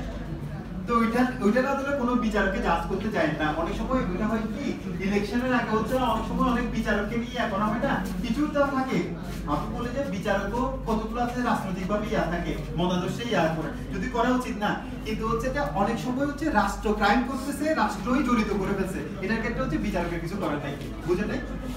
এই ডেথ পেনাল্টির ক্ষেত্রে দায়রা জজ আদালত এবং নারী শিশু নির্যাতন দমন ট্রাইব্যুনালের এখতিয়ারটা একটু জানতে চাই। তো দিতে পারবে, উনি জেলা জজ এই দায়রা জজ প্রথমত না, উনি তো স্যার দায়রা জজের ক্ষেত্রে 7 দিনের মধ্যে আপিল করতে হয়, কিন্তু নারী শিশু তো এটা কিছু বলা নাই, ডেথ পেনাল্টির কথা বলা নাই, ঠিক আছে? তো সেজন্য আপনার ওখানে হচ্ছে নারী শিশু 30 দিনের মধ্যে হাইকোর্টে, বুঝতে পারছেন? ওইটা হচ্ছে ডেথ পেনাল্টি, এটা সিভিল প্রসিডিউরে আলাদা বিষয়, আমরা বলবো এখানে মধ্যে পড়াবো, আমি এখানে যাচ্ছি আস্তে আস্তে, আমি যাই না বিচার শেষ করি তারপরে পেনাল্টি দিব না, আস্তে আস্তে দিচ্ছি। আচ্ছা এরপরে তাহলে ম্যাজিস্ট্রেট আদালতে বিচার করে বলছি, বুঝতে পারছেন? বিচার করলাম, ওই বিচার করে কি হচ্ছে মিথ্যা মামলা করছে এইটাও প্রমাণ করে ফেললাম। বললাম যে তুমি মিথ্যা মামলা করছো আমার কোর্টে, তো সে কারণে আমি তোমাকে কি করতে পারি, এই 1000 টাকা ক্ষতিপূরণমূলক খরচ দিচ্ছি। আমি যদি ফার্স্ট ক্লাস পদমর্যাদা মানে তৃতীয় শ্রেণীর ম্যাজিস্ট্রেট না হয়ে অন্য কোনো ম্যাজিস্ট্রেট হয়, তাহলে আমি 1000 টাকা পর্যন্ত ক্ষতিপূরণমূলক খরচের আদেশ দিলাম। এবং পাশাপাশি কি করলাম, আমি তাকে আমি চাইলে 6 মাসের কারাদণ্ডাদেশ বা 3000 টাকা পর্যন্ত অর্থদণ্ডের আদেশ দিতে পারি। ঠিক আছে? আচ্ছা এটা গেল, তাহলে এটা গেল, তাহলে ম্যাজিস্ট্রেট আদালতের সম্পূর্ণ বিচার ব্যবস্থা শেষ। তাহলে প্রথম থেকে আমাকে বলেন তো, তাহলে আসামিকে আমার সামনে হাজির করানো হলো, সব করার পরে তাহলে আমি এবার কি করব? প্রথম কাজটা হচ্ছে আমি তার বিরুদ্ধে ডিসচার্জ হিয়ারিং হবে। এরপরে আমি তখন আমি 3টা বিষয় বিবেচনা করে ওই তাকে ডিসচার্জ দিতে পারি বা না দিতে পারি। ঠিক আছে? যদি মানে আমি বললাম যে ওই 241 এর এই ধারার অধীনে কি করা গেল না, তাকে ডিসচার্জ দেওয়া গেল না, ওই 3টা বিষয় বিবেচনা করে তখন আমি তার বিরুদ্ধে তার পরবর্তী ধারাতে মানে 242 ধারার অধীনে চার্জ গঠন করব। ওই চার্জ গঠন করার সময় ওই তাহলে বিবেচনা করব কোনটা ওই 3টা বিষয়। ঠিক আছে? পরে আমি তাকে ওই যে বিষয়ে আমি চার্জ গঠন করছি ওই বিষয়ে সে দোষ স্বীকার করে কিনা আমি জিজ্ঞেস করব। সে বলল যে হ্যাঁ, যদি উত্তরটা মানে হ্যাঁ বলে তখন আমার প্রসিডিং কিন্তু 243 ধারার মধ্যে শেষ। বলতে তাকে ওইটার উপর ভিত্তি করে আমি একটা দণ্ড দিয়ে দিই, শেষ। আর একটা হচ্ছে যে যদি বলে যে না, তখন আমাকে কোথায় চলে যেতে হবে, তারপরের ধারাতে মানে 244-এ। তাহলে তখন কি করতে হয়, রাষ্ট্রপক্ষের সাক্ষী মানে অভিযোগকারী পক্ষ বা হচ্ছে রাষ্ট্রপক্ষের যে সাক্ষীগুলো আছে, তাহলে মানে পিডব্লিউ দের সাক্ষীগুলো এক এক করে নিব। নেওয়া শেষ, তখন আমি কি করব, তাহলে এবার 342 স্টেপের জন্য রাখতে হবে। আমি সরাসরি পিডব্লিউ তে যেতে পারবো না। তাহলে 342 তে গেলাম, 342 স্টেপে কমপ্লাই করলাম, কমপ্লাই করার পরে সে বলল যে সাবাই সাক্ষী দিবে। তাহলে তখন আমি কি করব, ওই ডিডব্লিউ নিব আমি কত ধারার অধীনে, 244 ধারার অধীনে। তাহলে ওই এবার সমস্ত ডিডব্লিউ রা যা যা সাক্ষ্য প্রমাণ আদালতের সম্মুখে উপস্থাপন করেছে সেগুলো বিশ্লেষণ করে আমি কি করতে পারবো। তাহলে ওই যে দেখেন এখানে কিন্তু আর্গুমেন্টের কোনো কথা বলা হয়নি, কোনো স্টেপ নাই। ম্যাজিস্ট্রেট আদালত যদি আপনার আর্গুমেন্ট নাও শুনে আপনি কিছু বলতে পারবেন না, কারণ এখানে কোনো স্টেপ নাই। এটা বাধ্যতামূলক কোনো স্টেপ ম্যাজিস্ট্রেট আদালতের জন্য বিচার ব্যবস্থার জন্য নয়। কিন্তু আপনারা ফর্মালি দেখবেন যে একটা আর্গুমেন্ট হয়, বুঝতে পারছেন? কিন্তু এটা বাধ্যতামূলক কোনো স্টেপ এখানে বলে দেয়নি। তারপর বলছে যে এই সমস্ত সাক্ষ্য প্রমাণ বিশ্লেষণ করে বিচারক দেখলেন যে অপরাধটা তারা প্রমাণ করতে সক্ষম হয়েছে, তাহলে তখন হচ্ছে যে এই 245 ধারা যদি দণ্ডাদেশ দিবেন, আর যদি সমস্ত অপরাধটা প্রমাণ করতে সক্ষম হয়নি দণ্ডাদেশভাবে, তখন হচ্ছে খালাস দিয়ে দিবেন, শেষ। ঠিক আছে? তাছাড়া এই ম্যাজিস্ট্রেট আদালতে আমরা বললাম যে যখন বিচার ব্যবস্থা চলে তখন কিন্তু এরকম পরিস্থিতি, এগুলো বলছে এর ভিতরে হয়ে যেতে পারে। এই যে এমন সমন দিল বিচারের জন্য, তখন এই আসার জন্য হাজির এর তারিখে, তখন দেখা যাচ্ছে যে ওই দিন ওই অভিযোগকারী আসে না এসিআর মামলাতে, তখন বললো যে আসামিকে ওই অবস্থাতেই খালাস দিয়ে দিতে পারবে, এত সাক্ষী রাখি নেওয়া দরকার নাই। ঠিক আছে? অথবা আমরা বললাম যে কি করতে পারবেন, ওই অনেক সময় আপনারা দেখছেন না ওই পিডব্লিউ চলতেছে, ওই অবস্থায় বলতো যে ওই আমরা কি চাই মামলাটা প্রত্যাহার চাই, প্রত্যাহার পিটিশন দেয় না, তো এইটাও করতে পারে, মামলা যেগুলো করতে এসে বলতে পারবে সে বলছে, তখন চাইলে ওই 200, তো তখন আসামিকে কি দিবেন, খালাস দিবেন। অথবা জিআর মামলার ক্ষেত্রে অনেক সময় দেখবেন যে ম্যাজিস্ট্রেটদের জিআর মামলা চলমান আছে, ওই মামলার কোনো সাক্ষী রাখতে আসতেছে না, ওই যে যিনি সম্পাদক ছিল ওই মামলা দায়ের করার পরে সে তারপর থেকে আর আসে না, বুঝতে পারছেন? ওই যে এখানে মামলা রেডি, তাহলে ট্রায়াল হলো, তাহলে সে এখানে কিছু আসে না, কোনো সাক্ষী রাখতে ও নিজেও আসতেছে না, আর অন্য কোনো সাক্ষীকে পুলিশও চাইলে সাক্ষীদের প্রতি ওয়ারেন্ট দিল তবুও কিন্তু আনা যাচ্ছে না, তখন কি করতে পারবে, ওই মামলার কার্যক্রমটা স্টপ করে দিতে পারবে। হ্যাঁ, করে আসামিকে রিলিজ দিবেন। ঠিক আছে? তাহলে রিলিজ দিবেন, এইটা 249 ধারাতে বলা আছে। অথবা এবার হচ্ছে যে আমরা বলছি না ওখানে ওই যে খালাস বা দণ্ডাদেশ, আমি ওই যে পিডব্লিউ বিশ্লেষণ করে মামলাটা কি হয়নি, সন্দেহাতীতভাবে প্রমাণিত হয়নি। সন্দেহাতীতভাবে প্রমাণিত না হলে সবসময় যে মামলাটা মিথ্যা এরকম না, কিন্তু আমার সন্দেহাতীতভাবে প্রমাণিত হয়নি, তাহলে তখন কাজ দিয়ে দিচ্ছি শুধু এইটুকু। কিন্তু আমি দেখতেছি সন্দেহাতীতভাবে তো প্রমাণ তো দূরে থাক, এই মামলাটা যে কারণে দায়ের করছে এটা সম্পূর্ণ ভুয়া, মানে মিথ্যা আর কি, শুধু কেবল অপর পক্ষকে হয়রানি করার জন্যই কেবল এই মামলাটা দায়ের করা হয়েছে। তখন এটা আমার কাছে একদম সুস্পষ্ট রূপে ওই সাক্ষ্য প্রমাণ সাথে প্রমাণ করি। তো তখন আমি কি করতে পারবো, পাশাপাশি ওই খালাস আদেশ দেওয়ার পাশাপাশি আমি এখানে লিখে দিতে পারি যে ওই আপনারা দেখবেন সিভিল মামলাতে একই কাজ করা যায়। হ্যাঁ, সিভিল মামলাতে কিন্তু আমি একই কাজ করিও, যাতে এই মামলাটা না করে আমি কতগুলো কন্ডিশনাল অর্ডার দিই, আমি প্রত্যাহার করতে গেলে ওখানে একটা কন্ডিশনাল অর্ডার দিয়ে দিই। তাকে দেখা যাচ্ছে সে মিথ্যা ভাবে এই মামলাটা উপস্থাপন করেছে বলে আমার নিকট প্রতীয়মান করলো, সেজন্য আমাকে অর্ধেক স্টেজে সে প্রত্যাহার করে নিয়ে যাচ্ছে। দেখা পরবর্তীতে আবার কি করে অনেক সময় এগুলো আপনার সেজন্য কি হয় যে আমি মনে করি যে বিচারক হন, আইনজীবী হন, সমাজের মানুষ সম্পর্কে ভালো করে জানতে হয়। বুঝতে পারছেন? এখানে কিন্তু এগুলো অনেক সময় ডিলিংস হয়। আচ্ছা আমি মামলা তুলে নিয়ে ফেলবো, তুমি আমাকে এত টাকা দিয়ে দিবা, ঠিক আছে? কিছুদিন পরে টাকা দিছে, আবার বলছে তো আমার টাকা দাবি করতেছে বা অন্য কারণে ঝামেলা বলছে, আমি আবার মামলা আবার দায়ের করে আবার মাফিয়াগিরি করে। বুঝতে পারছেন? তো সেজন্য কিছু কন্ডিশনের অর্ডার দিতে, এই যে দেখেন এটা আমি বই বিচার করছি মানে শুধু আপনি একটা গতানুগতিক আদেশ দিয়ে দিলে মানুষ কিছু পাবে না। তো আমি মাফিয়াগিরি আমার কোর্টের অর্ডার নিয়ে এসে মাফিয়াগিরি করি। বুঝতে পারছেন? তো এখন আমি একটা অর্ডার দিয়ে দিলাম, এই যে দেখুন আমি এটা এই দিলাম, শুধু আমি দেখলাম এই হয়রানিমূলক মামলা, তাকে যদি এরকম একটা আদেশ না দিই তাহলে সে কিন্তু আবার দুদিন পর আবার একটা মামলা করবে। তাহলে যারা কিন্তু আমি কোর্টে কিন্তু কি এখন দেখুন কতগুলো মামলা আছে, মানুষ আছে, তো এটা করে দিলাম শেষ। ঠিক আছে? এটার সাথেই বলে দিতে হবে 245 টাকার জিনিসটার সাথে আমাকে এটা করে দিতে হবে। তোকে এত টাকা ক্ষতিপূরণমূলক খরচ দেওয়া হলো এবং এত পরিমাণ হচ্ছে যে কি করা হলো তোমার এই অর্থদণ্ড এবং কারাদণ্ড দেওয়া শেষ। আচ্ছা তাহলে এটা ম্যাজিস্ট্রেট আদালতের বিচারের ব্যবস্থা, রায়টাই পরে দিব রাইট। হ্যাঁ, তারপর হচ্ছে যে এরপর হচ্ছে যে আমরা আচ্ছা আরেকটা হচ্ছে দায়রা আদালতেরটা আমরা একটু করি। এবার ম্যাজিস্ট্রেট আদালতে আরেকটা আছে না দায়রা আদালত, দায়রা আদালতের বিচার ব্যবস্থা। তাহলে এটা কোথায় বলা আছে? এটা 265A থেকে 265L পর্যন্ত, A থেকে L পর্যন্ত। আচ্ছা দায়রা আদালতটাকে ভালো করে বুঝতে হলে আপনাকে কিন্তু একটা জিনিস বুঝতে হবে, সেটা হচ্ছে যে পিপি। ম্যাজিস্ট্রেট আদালতে পিপি দেখছেন? হ্যাঁ, ম্যাজিস্ট্রেট আদালতে মামলা যিনি পরিচালনা করে তাকে বলে সিএসআই, বলে সিএসআই কোর্ট সাব ইন্সপেক্টর। ঠিক আছে? আবার দেখবেন যে আপনি প্রত্যেকটা দায়রা আদালতের মধ্যে দেখবেন যে একটা পিপি আছে, পিপি এপিপি আছে। পিপি এপিপি, পিপি মানে কি? Public prosecutor. ঠিক আছে?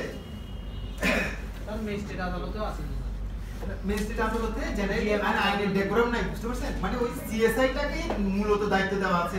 বুঝতে পারছেন? স্যার যে মামলা ট্রায়ালের ক্ষেত্রে ট্রায়ালে তো পিপি করে, কিন্তু হচ্ছে যে এটা খালি সিএসআই করতে হবে। বুঝতে পারছেন? এমনি মূলটা জিনিসটা ওরা ওই রিস্কটা নিতে চায় না। বুঝতে পারছেন? এখানের মধ্যে আপনি তো রিস্ক নিতে চায় না। বুঝতে পারছেন? ওই যে এই কারণে ওরা করে না, কিন্তু হচ্ছে যে মূল ডেকোরামটা আসলে কোথায়? দায়রা আদালতে। আর ম্যাজিস্ট্রেট গুলো কিন্তু ওই সিএসআই কে আপনি দেখেন না পুরোটা মামলা কার্যক্রম সবগুলো কার কাছে থাকে? সিএসআই এর কাছে থাকে। আপনার তাহলে জিআরও থাকে, কিন্তু মূল তো তত্ত্বাবধানকারী কে? সিএসআই কোর্ট সাব ইন্সপেক্টর থাকে, এটা অ্যাপয়েন্ট করা।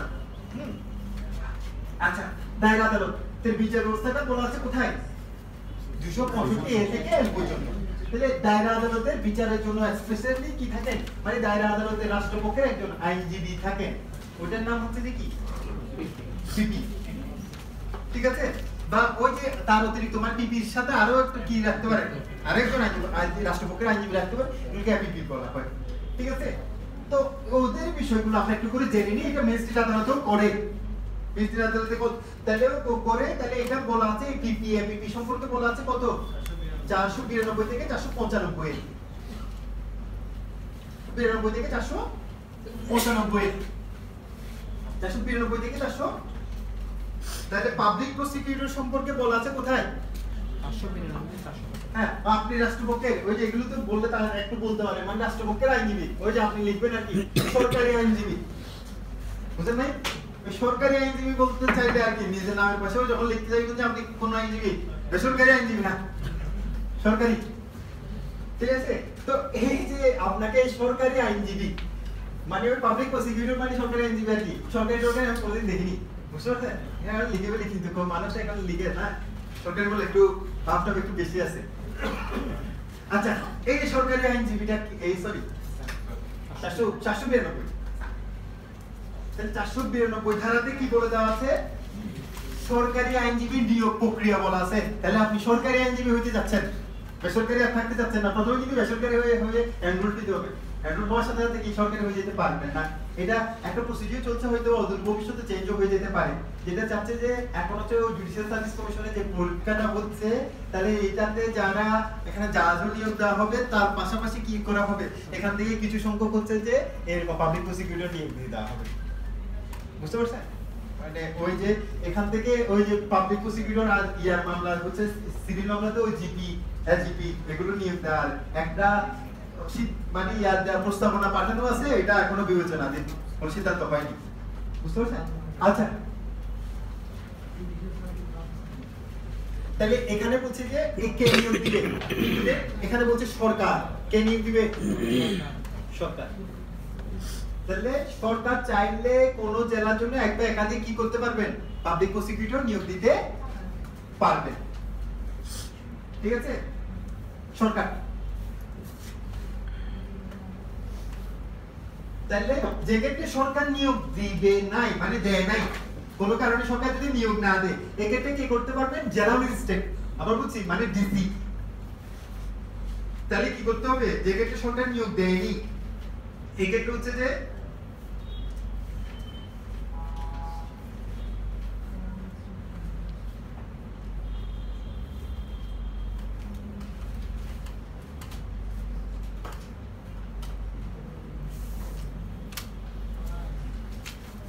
আচ্ছা, জেলা ম্যাজিস্ট্রেট বা মেট্রোপলিটন ম্যাজিস্ট্রেট, জেলা ম্যাজিস্ট্রেট বা মেট্রোপলিটন ম্যাজিস্ট্রেট কি করতে পারবেন?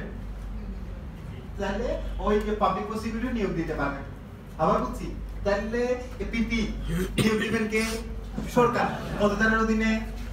495 ধারার অধীনে। যে ক্ষেত্রে সরকার নিয়োগ দেন নাই, খালি আছে, ওই ক্ষেত্রে কি করতে বলছে? তাহলে জেলা ম্যাজিস্ট্রেট বা মেট্রোপলিটন ম্যাজিস্ট্রেট, জেলা ম্যাজিস্ট্রেট বা মেট্রোপলিটন ম্যাজিস্ট্রেট কি করতে পারবেন? সরকার নিয়োগ দিতে পারবেন। ঠিক আছে? আপনারা জানেন এগুলো ওরা করে না, বেশিরভাগ করে কে? মানে ওই যে সরকারি ওই যে গ্যাজেট দিয়ে দিয়ে আপনাদের জানেন, হ্যাঁ, তো এটা নিয়োগ দিয়ে দেওয়া হবে।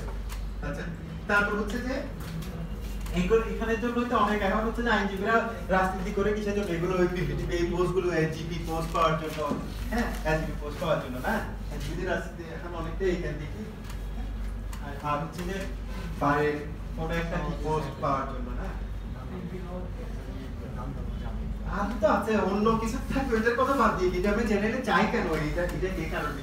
আচ্ছা, তাহলে এখানে এটা গেল। আচ্ছা, এরপরে দেখেন 493, শুধু মূল বিষয়টা আমরা বলবো।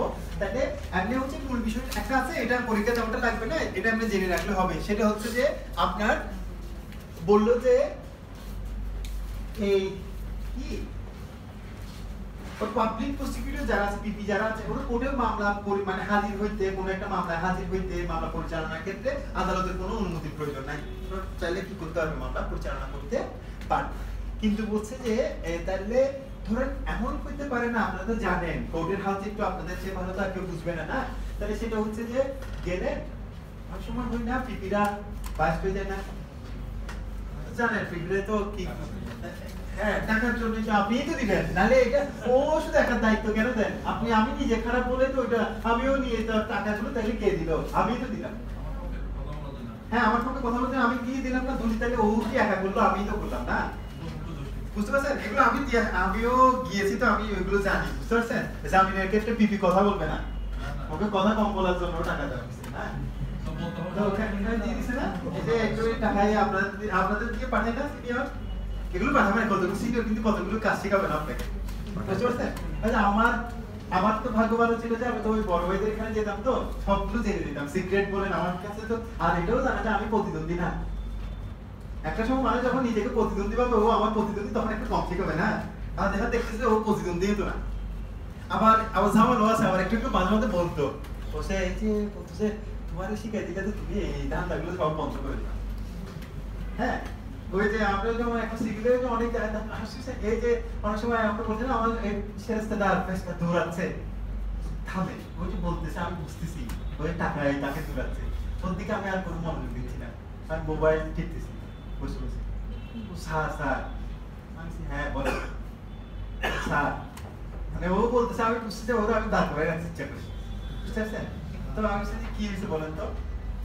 স্যার খুবই জরুরি কাজ স্যার এখনই যাবি আমি সে কিছু কিসে জরুরি আমি দূর আমি নতুন ইভেন্ট করে দেখে হ্যাঁ কি জরুরি দেখেন তো এত কাজ করে কি হবে ওকে আমি বলে কি হবে বলেন তো কাজ করে দেশে কত কিছু পড়ে আছে আপনার একটা মামলা না করলে কি হবে স্যার এটা অনেক জরুরি স্যার তা আমি বলছি আরে কয় টাকা দিছে কম হ্যাঁ তো না স্যার আমি টাকা নিই না তা আমি বলছি যে এই মিথ্যা কথা বললে কোনো কাজই হবে না সত্য কথা বললে কাজ করে দিবে এখন তাহলে বলেন কয় টাকা দিছে ও স্যার মাত্র 50 টাকা দিছে এত দূরাত্রি করলে হ্যাঁ আমি তো 50 টাকা আচ্ছা যাই হোক স্বীকার তো করছে আমি আচ্ছা ওই আমার একটা কমিটমেন্ট তাকে দিছি না যদি বলেন তাহলে তো করে দিব আজ আমি করে দিছি বুঝতে পারছেন তো অনেক সময় এই যে বুঝতে পারি আর কি যে এটা করো আচ্ছা যাই হোক তাহলে যেটা বলছি তাহলে এখানে তাহলে এইটা বলছে এই যে আপনি পাবলিক প্রসিকিউটরকে আপনি তো জানেন যে পাবলিক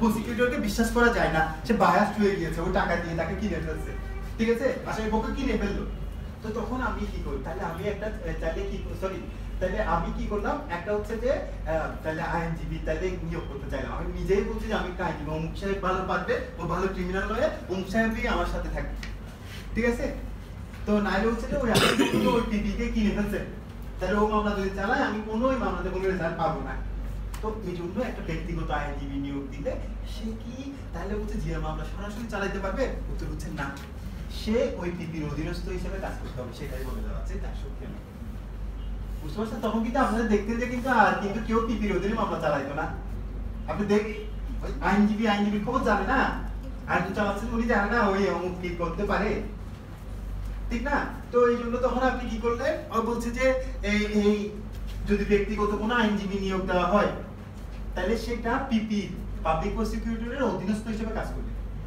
তাহলে উনি স্বাধীনভাবে চালানোর কোনো সুযোগ আইন দেয়নি বুঝতে পেরেছেন আপনি আবারও বলছি একটা মামলায় যদি তাহলে দায়রা আদালতে বিচারাধীন একটা মামলা হচ্ছে যে নিজের পক্ষে হচ্ছে যে কি করেছেন মানে একটা ওই আপনি তো ধরেন একটা নিজের মামলা দায়ের করেছেন তাহলে কিন্তু মামলা পরিচালনাকারী আপনি না এটা মামলা কে বাসছে স্টেটটা কই আসামি নাম বাসছে হচ্ছে স্টেট এটা রাষ্ট্রের বিরুদ্ধে মামলা কিন্তু তাহলে ওই রাষ্ট্রই কিন্তু মামলাটা পরিচালনা করছে কিন্তু রাষ্ট্রের পক্ষে আইনজীবী সেটা আমি তো বললাম যে পাবলিক প্রসিকিউটর বা পিপি সেজন্য তো সরকার নিয়োগ দিচ্ছে তাকে ঠিক আছে তো এখন ওই রাষ্ট্রপক্ষের আইনজীবীকে আপনি সংবাদদাতা আপনি জানেন যে ওই সরকারে কি যাবে আসবে আমার একটা আপনজনকে সে মেরে ফেলছে তাহলে আমিও তার শাস্তি হোক এটা চাই ঠিক আছে তাহলে এখন দেখতেছি যে ওখানে যে আমি যে মামলাতে যিনি রাষ্ট্রপক্ষের আইনজীবী আছেন উনি কি একটু বায়াস মনে হলো তো তখন আমি নিজে একটা আইনজীবী নিয়োগ দিলাম বললো যে ওই আইনজীবী আমার ওই মামলাটাকে সরাসরি পরিচালনা করতে পারবে না উনি ওই মামলাতে ওই পিপির অধীনস্থ হিসাবে কাজ করতে হবে বুঝতে পেরেছেন মানে সুযোগ নাই আপনার কাছে ওই সুযোগটা নাই হ্যাঁ আচ্ছা তাহলে এরপরে এবার আসলে একটা প্রশ্ন আপনাদের মাথার মধ্যে ছিল না ওই জিয়ার মামলা গেল প্রত্যাহার ওই যে সিআর মামলা হলে না 248 ধারার অধীনে করব আর জিয়ার মামলা হলে কত ধারার অধীনে 294 ধারা 494 ধারার অধীনে জিয়ার মামলা প্রত্যাহার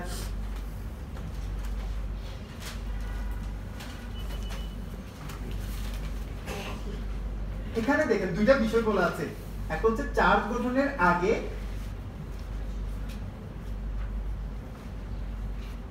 হলে আর হচ্ছে চার্জ গঠনের পরে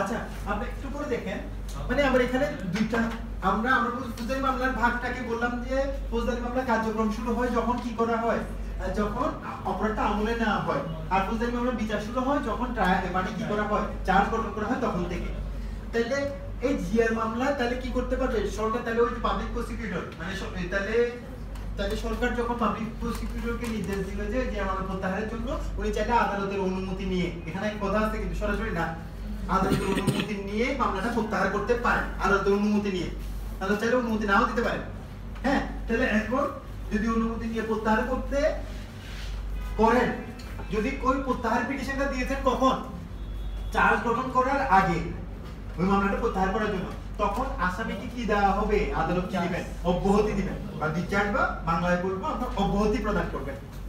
তাহলে আসামি কি পেয়েছেন, মানে চার্জ গঠনের পূর্বে যদি ওই যে আপনার প্রত্যাহারের আবেদনটা দেওয়া হয়, আবেদন যদি মঞ্জুর করা হয়, তাহলে আসামি কি পেয়েছে মর্মে পরিগণিত হবে, অব্যাহতি পেয়েছে মর্মে পরিগণিত হবে।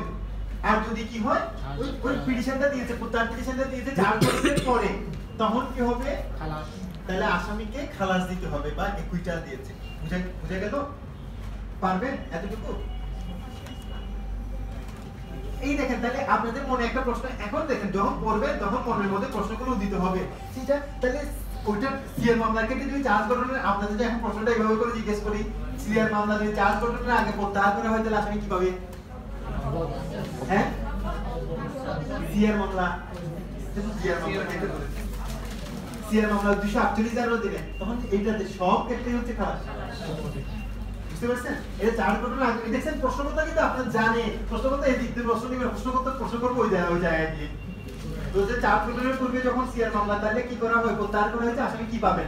তাহলে এখানে আপনাকে অব্যাহতি দিবেন, খালাস দিবেন, তারপর হচ্ছে যে এই কি ওই মুক্তি, ঠিক আছে? তাহলে কোনটা পাবেন? অব্যাহতি। সিআরএ হচ্ছে 248, এখানে চার্জ গঠনের আগে হোক বা পরে হোক, এখানে কিন্তু আমি স্টেপটা ভাগ করে দিইনি, তাহলে যে কোনো সময়ই বলা আছে, তাহলে এটা খালাস, কিছু বলেনি, তাহলে তখন হচ্ছে খালাস। আর হচ্ছে যে, আর এই ক্ষেত্রে হচ্ছে যে তাহলে আবার দুইটা স্টেপ মেইনটেইন করতে হবে, চার্জ গঠনের আগে পরে অব্যাহতি, আর চার্জ গঠনের পরে খালাস। খালাস। আচ্ছা, তাহলে আজকে এতটুকুই থাকুক, দায়রা আদালতের বিচার আমরা পরে করি, কেমন? ম্যাজিস্ট্রেট আদালতের বিচার করে ফেলছি। হ্যাঁ, আজকে এতটুকু থাকুক, তাহলে আপনাদের সাথে দেখা হবে। ভালো থাকবেন।